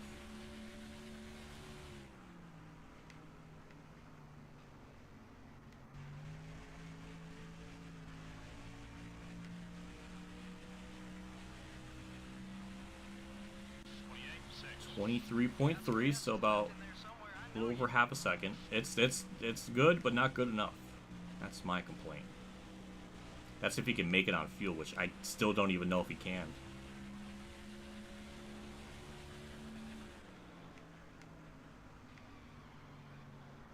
And when I pitted to fix those changes, the car, I didn't put the wedge to like half a round down, so it's a little more looser.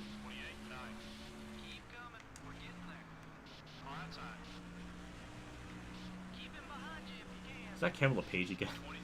I guess Gordon will get caught in lap traffic once more. I guess that's Kevin LePage then. My God. That is, yeah, Gordon's going to catch him again, that's for sure. And that's going to, we'll gain a couple of seconds from that. 'Cause that is so many cars.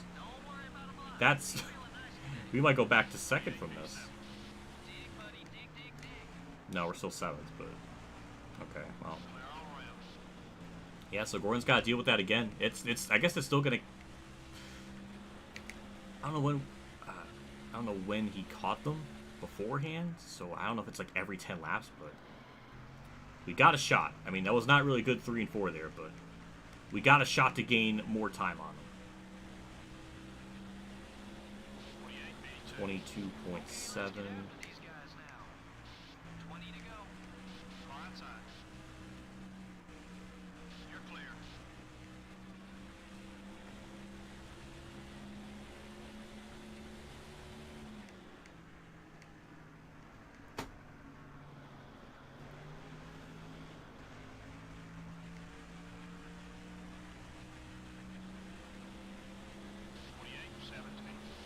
Yep, Gordon's finally caught in lap traffic. We'll see how much that slows him down, because we are 20 seconds back from him.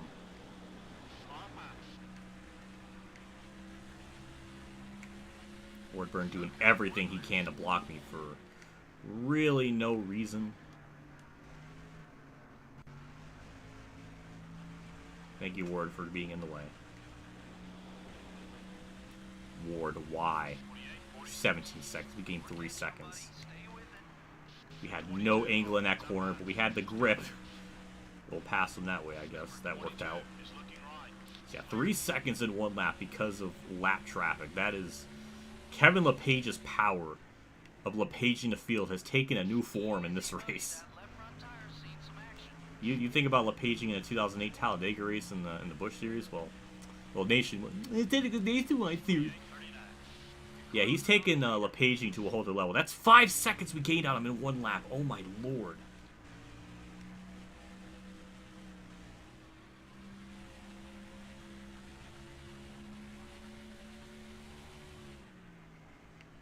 Thank you to Kevin LePage for making this race interesting. We actually have a shot.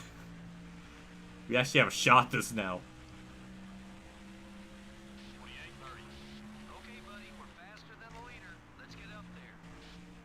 So 8.8, we gained another 4 or 5 seconds.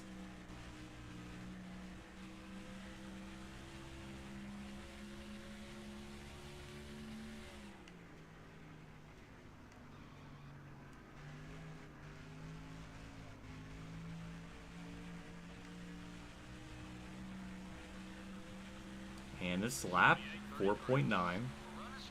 Still con lap traffic. He's almost out of it.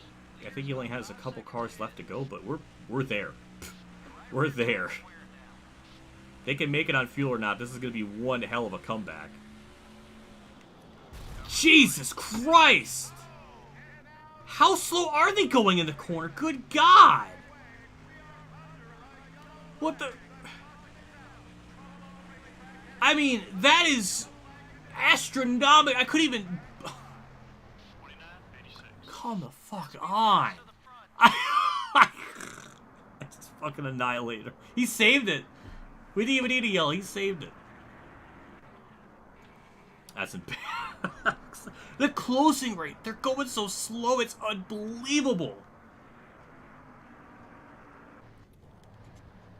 I'm pitting. Just so I can get fresh tires. Jesus Christ. That was a checkup among all checkups with how bad that was. No one's pitting, shockingly. We're gonna make that way. We're gonna make that way adjustment there. Let's look at the leaderboard here. Let's see. Oh, we're only gonna go back to 7th, but do we have enough time? Kevin LePage is still gonna mess things up, so I mean, we're still good.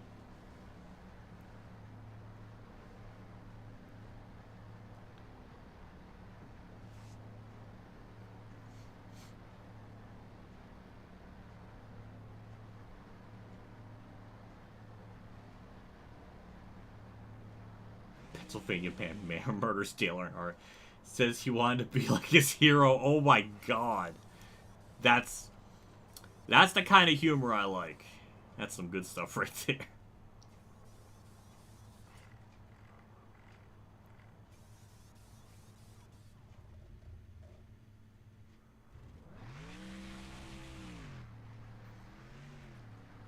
Most of the field stayed out that time. So we're 7th. But at the same time, I don't know where that puts us. Oh, we're actually not in the back. I mean, Dale Earnhardt's very pissed. They didn't even go on the start. I just hit him again. 95, 62. You're clear. So 10 laps. I don't know why they didn't pit. I mean, they should be able to make it on fuel now after all that. Also, we're staying way out of Earnhardt's way. He is not going to hit me. Good. If they still have to pit even though they stayed out, because that's like the only reason I would think they would stay out is because they can make it to the end if they stay out. If they pit even after all this, then oh my, that's gonna be sad. But good God, we are fast. Oh my lord. Oh my god. Yeah, they needed to pit there. I don't understand that logic. But all right, we'll just get the lead in less than 2 laps. So, I wish that would have played out. That would have been really fun to see just, like, how that would have transpired if it went green the whole way. But I think we would have gotten the lead the next lap or 2 anyways, because Gordon was still stuck in that lap traffic, so I don't really think that would have changed anything.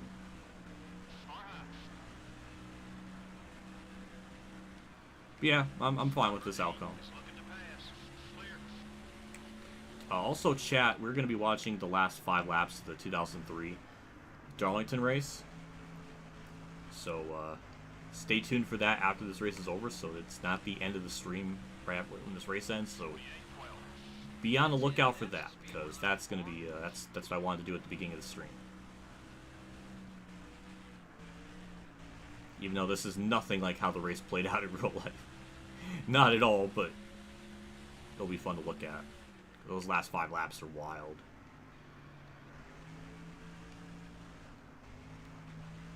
I hope we don't get a copyright strike for it. That would really suck. 28-26. Good lap.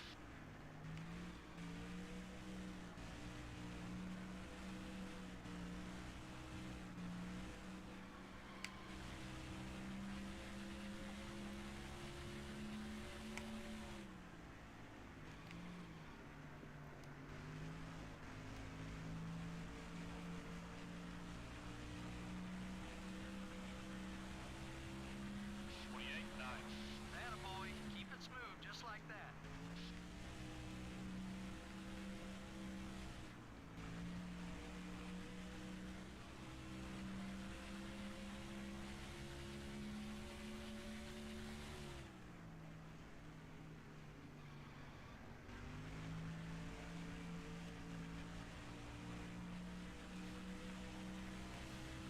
Well, it's not a bombastic ending. It's not a side-by-side finish. It's going to be a finish of all time. That's all I can really extrapolate from all this. We might lap Kevin LePage again for like the 8th time.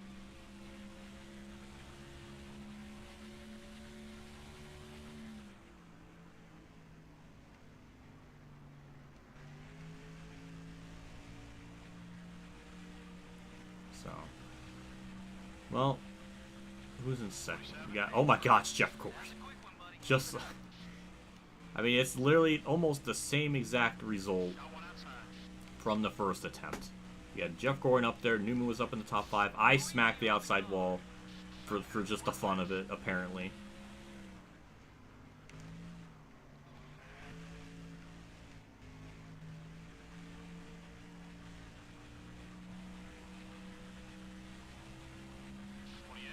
Newman, oh, nope, Newman took over. Oh, we got my Kevin LePage might mess up the running order here with everyone. With all the checkups and stuff he's going to probably produce there right at the end, so Jeff Gordon's not even going to finish second. He's going to get boned by that.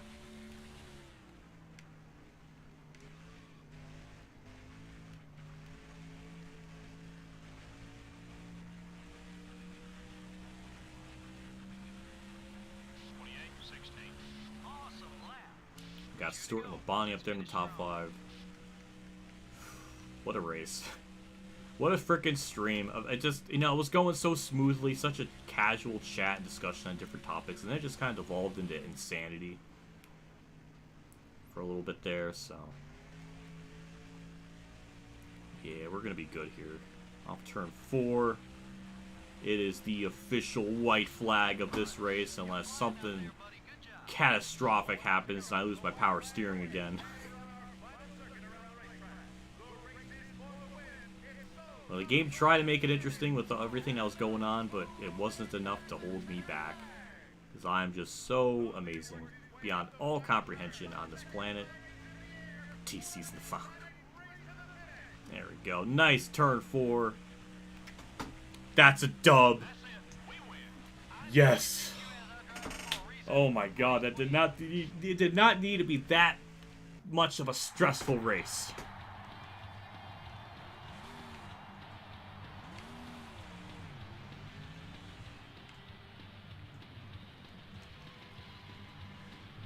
Oh my god, I put it in reverse. I think me insulting it. Maybe it did. That's another explanation. That threw me off in such a cosmic way. I mean, my lord.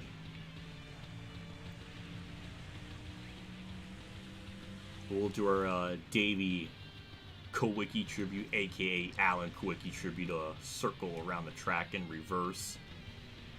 We just have to do it. Thunder 04 tradition, even though I haven't done that in a while. I can't really do the not Logano spin cycle, but... Alright, well, I'm glad that we won the race. It's not... Wow, the announcers have nothing to say. Wow, they don't have anything to say about that race then, apparently. That's mean. Well, I guess our car really was in bad shape. A lot worse than I thought, because a couple more hits and we would have DNF'd. So, yeah, I'm glad that ended. I'm amazed it did DNF when, you know, I eviscerated Earnhardt's ass, so... Well, we ended it the way we started. On fire, so... God damn. Look at Kurt's model. I haven't really seen that before. Hey, that's on model, yeah. That looks like him. That's still better than Ignition. That's damn for damn sure. Okay, the more I'm looking at it, the more the face is cursing me. Holy shit! Oh my god, Sprinter! 97! Oh, god damn! Yeah! Holy crap! Thank you so freaking much! Thank you so much for that! I appreciate that a ton, man. Holy, thank you so much. I'm a little speechless. Emran had nothing to say because the race. I mean, that's the only explanation I can get out of it. Oh my god! Thank you so freaking. Thank you. I appreciate that a ton. Thank you so freaking much. Holy crap! I gotta bring out the super chat alert because I tried to use it before and it wouldn't work. I don't know why. Streamlabs literally, this emote was so hot, it broke my emote. So, for Sprinter. Oh, is it under all widgets alert box? Yes, it is. Okay. I'm gonna pop this up. It's gonna be under like a test alert thing, but it don't matter. Because it's really freaking hot. We're gonna enable it. And we're gonna bring it out on stream here just for him because he did that such a high tier amount. The chat deserves it. I banged my elbow off my chair. Let's test. Let's bring it up.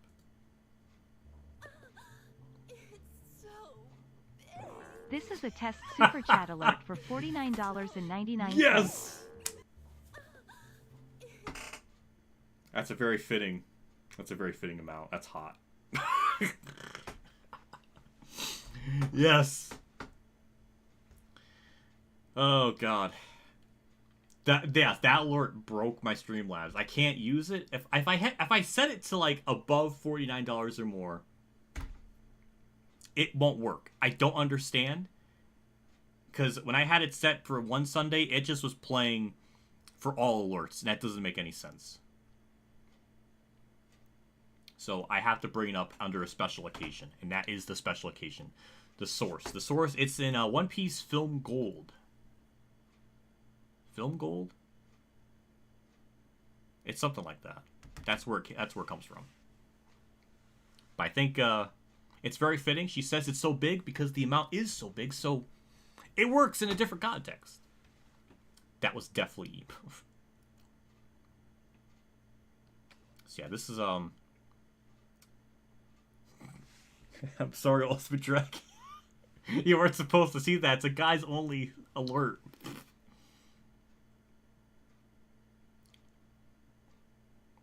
It hot though. Yeah. So this is our race results. We did very good. Led a lot of laps. We did what we needed to. We led almost half the race. Actually, well over half the race. Jeff Gordon led the other 27.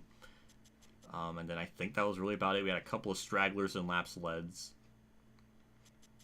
17 for Ward Burton out of nowhere. Didn't expect that. 18 for Mark Martin. He did start on pole. Mesmerizing. I tell you, it's the bosom. The greatness of it. They put a lot of probably hard labor into animating that physics. I will give them that. It's perfect. That's why it's an alert. We did that for Sprinter. Hey, honestly, I fear demonetization for you because of this. It came up before and nothing happened. And since it's such a short clip, it should be fine. It's usually the longer ones, so that should be fine. Especially since it's like super cropped, so from the original, so you can get away with that. At least as far as I know, I've been getting away with it, so I don't think it's gonna be a problem. I'm more worried about showing the race because that might get me hit, but I'm not really sure.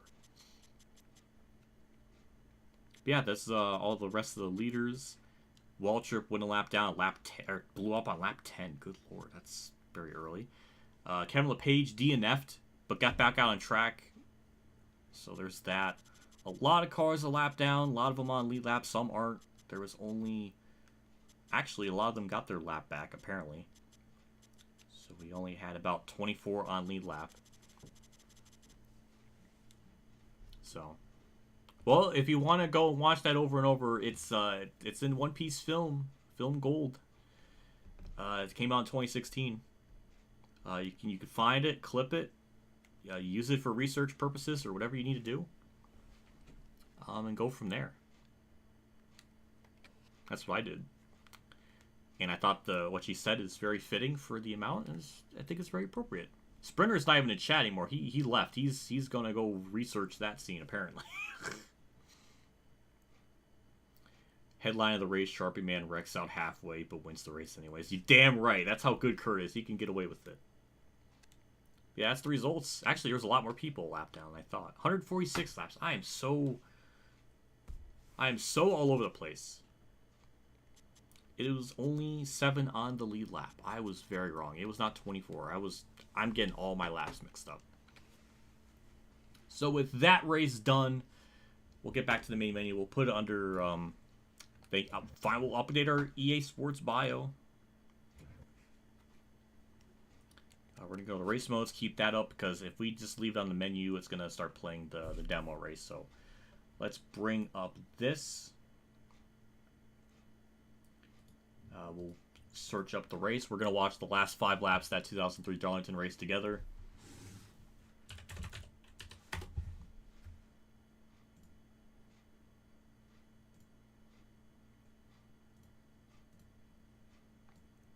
So here we go. Pop it up here. I don't know where to put my face cam, but we're going to put it on the bottom right of the screen. I think that's pretty fitting. And now we'll just try to find the last 5 laps. That's the finish. That's too far ahead. All right, so we're going to start. I think 6 to go is a pretty decent number. So we'll go with that. Ricky Craven, Will Trench, Kurt Busch. Oh, come on, get out of the way, get out of the way. And listen to the broadcast. Listen how hyped they get. I wish it could be this good. They better hurry.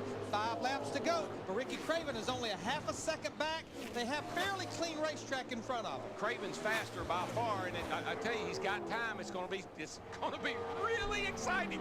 Really, really exciting. Craven is so good through 3 and 4. And he is all the way against that wall through 3 and 4. I think he's just using that to hold him in the racetrack, because here he comes, baby. 4 laps to go this time. Last time it happened here on the last lap, 1987, Dale Earnhardt beat Bill Elliott. The fact Kurt hanged on for this long with 10 laps, no power steering, is absolutely insane. I don't know how he did it. I don't know. Ford's problems continue. He has to come back to pit road. Watch Craven. Watch Craven on this end of the racetrack. Really gets off the turn 4 hard. Here he comes. He's there. He'll make the move on him. Going down into turn 1, he's going to put the move on him. 3 laps to go. Craven's going to... The thing that Craven is really good, he's good in 3 and 4. Looks like they're pretty even on this end of the racetrack. Yeah, he don't really pull away from him coming off turn 2, but right here, going down into turn 3, this is where we'll watch him. 2.5 laps to go. Watch this. Here he goes. Craven gets that high right out next to that wall. Watch. Right there. Close. Right there in the middle. Cuts down. He's going to make it down. He's going to get down under him. That's not the way to do it. I don't know.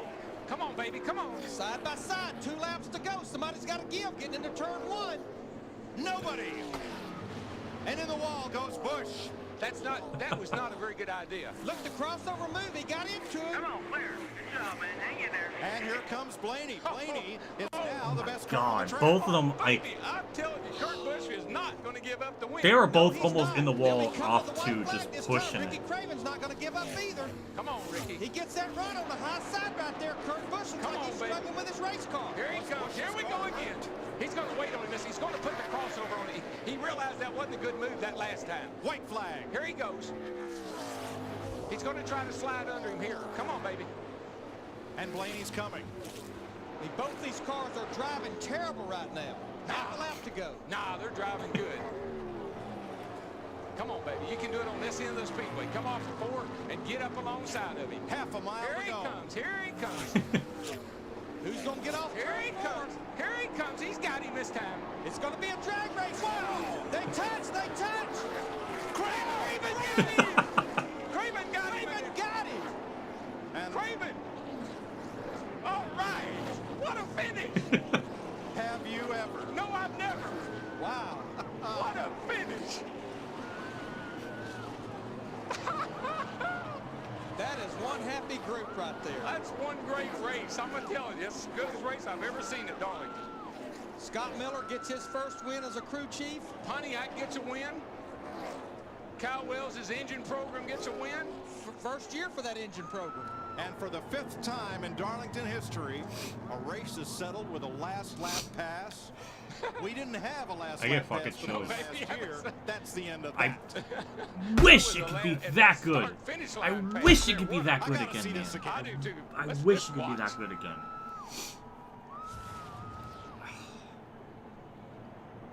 Coming off turn 4 onto the front stretch. That's about as close as it'll get right there. And this right here, I don't know what kept them from both widening them up down here in turn 1. was But so bam, fucking old boy awesome. Craven really shot out into it. So fucking It good. is amazing they didn't wreck after they crossed the start-finish line. Darrell, if instead of Busch coming down into Craven, if he stays straight, does he beat Craven? I don't think he had any choice, Mike, because Craven came off the bottom and really slammed into him. I think they got hooked together and couldn't get apart. Look at Craven in there. Look at him fighting that steering wheel. And it's a good thing that Pontiac's got the kick out on the nose. Yeah, that was the difference. But he wouldn't have won. Look at how close this finish is. Right there. Wow. Oh, baby. And I'm going to tell you what, they didn't even need seats in these grandstands because nobody was sitting down. And nobody's leaving. Look at this, right to the line. How close can you get it? But now, what's really, when they get on down here, I mean, I thought they were I'm both not gonna talking, wobble it's up just- and they'd have to take him to victory Just circle letting on the it soak rollback. in. Steve Burns with the runner-up. All right, thanks, Mike. Kurt Busch, that was a hell of a race at the end. Tell us your point of view. Tell us about the last lap, last corner. I had to get a lead. The power steering went away, and I've never felt a heavier car in the world. We dug and dug and dug, and like 10 to go, it finally just gave up altogether. And the car was so tight I couldn't hang on. And you know, it was an awesome race. I didn't give him room in 1, and he didn't give me room out of 4. It's the way it's supposed to be. I mean, this was some hard-fought racing. Kurt, when you came across the start-finish line hooked together with a 32, did you know who got there first? We came out of 4, and the wheel snapped out of my hands because I had no power steering. So it looked like I turned into him, and I grabbed all the wheel I could to turn him back to the right. And I looked at his 8-post, and it was right here with my 8-post. So, you know, it's tough. We finished second again, and, you know, all the congratulations to the Rubbermaid team on what they do, all the hard work that goes into it. You know, we're just missing one little piece, and if we can get a full commitment and make sure that we run every weekend like we're supposed to, we can win some races. Thanks, Phil. Let's go back up to the booth. Kurt Busch will climb from... I don't even know what to say to that. It's peak greatness.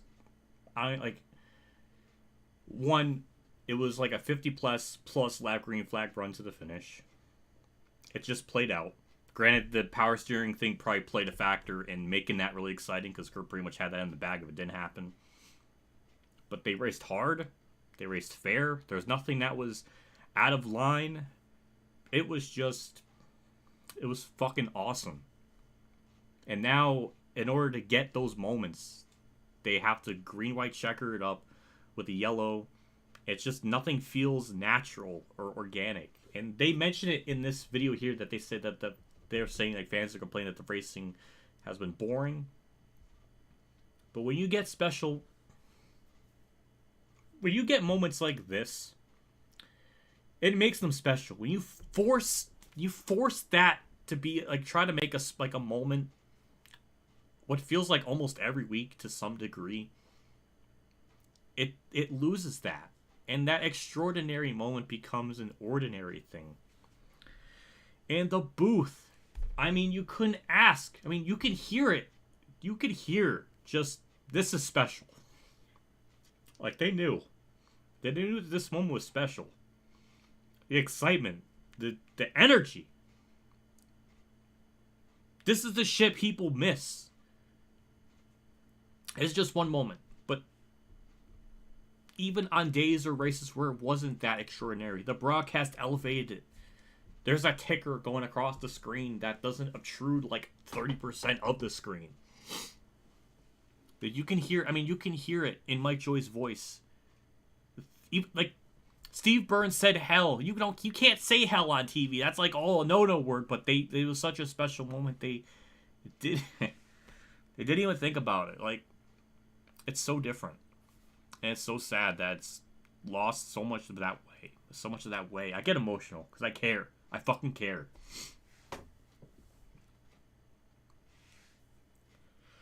And watching the Dale movie, watching this, it makes me miss those times. It makes me remember why I like the sport so much. And I know I bitch a lot.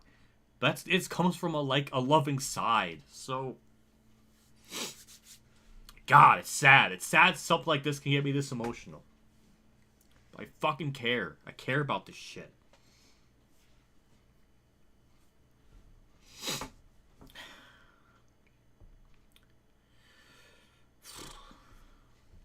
I don't know what to say beyond that. It's sad. It's sad I'm getting emotional over some of this juvenile. But that's why I'm hard. Because I know where this sport could be. I remember watching this race live and didn't really think... I mean, I thought of it as something really cool. Because that doesn't always happen. But as the decades have gone by, the more I appreciate it. And this race kind of saved Darlington in a way, because it was kind of, and the state of it was uncertain, so it saved it in a way. But yeah, it was just like this is why in my race reviews I'm so hard on ratings.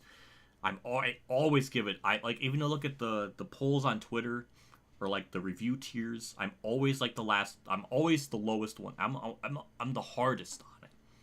Because I don't think races should be given a high rating unless it's a special thing. This is one of those rare things where if this was a 9 out of 10 type of race, I need to watch it in full to get a full context memory. But this is one of those things where a finish elevates it. Even a bad race, the broadcast elevated it back then. The 2000 Daytona 500 is a garbage race, but the broadcast elevated it. Which I'll be very hard to imagine a race that's like a 4 out of 10 with back in like 2000 and stuff, because the broadcast always elevate even a boring race. Now with it, a race is carried so hard by just the race itself, and the broadcast de-elevates it, and it's a shame. That's why I always give ratings. I'm always hard on them, and especially with races that maybe are 10, they have to be damn near perfect, and it's hard to find one that's like that now. This is one of those cases where I'm giving it a 10. I would have to give it a 10. That finish elevated the way it played out was natural feeling. It's, God, it pisses me off that it's so far away from what it used to be, and the energy in that booth there was legendary. Mike Joy doesn't really have that what he used to have. I mean, this is 20 years ago, so obviously I'm not expecting a 73-year-old man to have the same level of energy as a 53-year-old. So I understand that.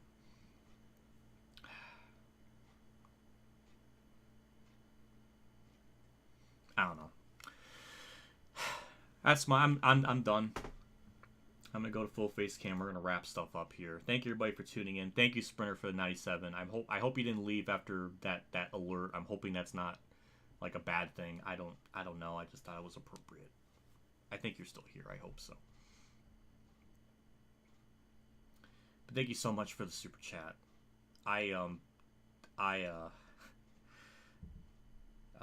Let's start from the beginning. So we got BC Whistle with the member.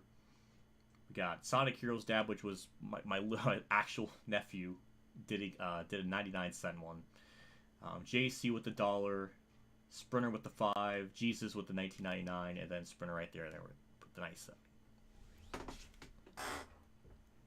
So yeah, that's sad. I got emotional. It's so cool. It's so fucking cool. I miss those days. When you're only 8 years old, you're not really thinking of like long term.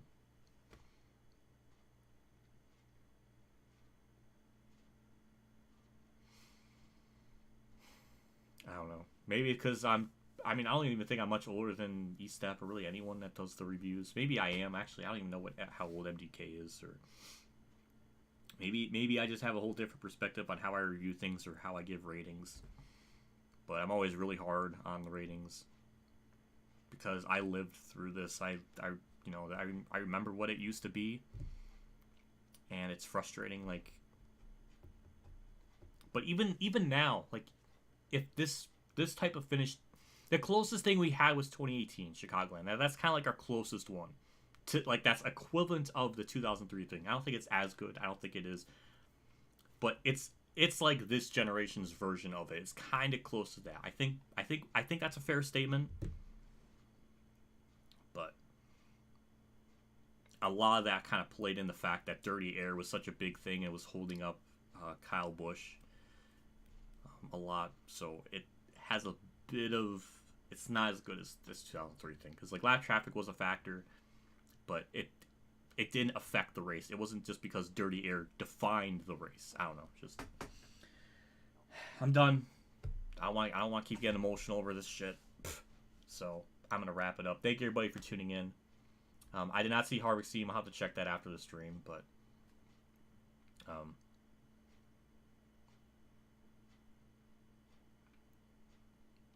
yeah, I'm going to get going here. Thank you, everybody, for tuning in. I appreciate it. I know this kind of went on a little bit longer than usual, but so yeah, thank you, everybody, for tuning in. I'll see you all on the Sunday stream for the Atlanta thing. I don't know what game I'm going to do that on or how I'm going to really do that exactly. But there will be a stream on Sunday, that's for sure. So take care, and have a good night.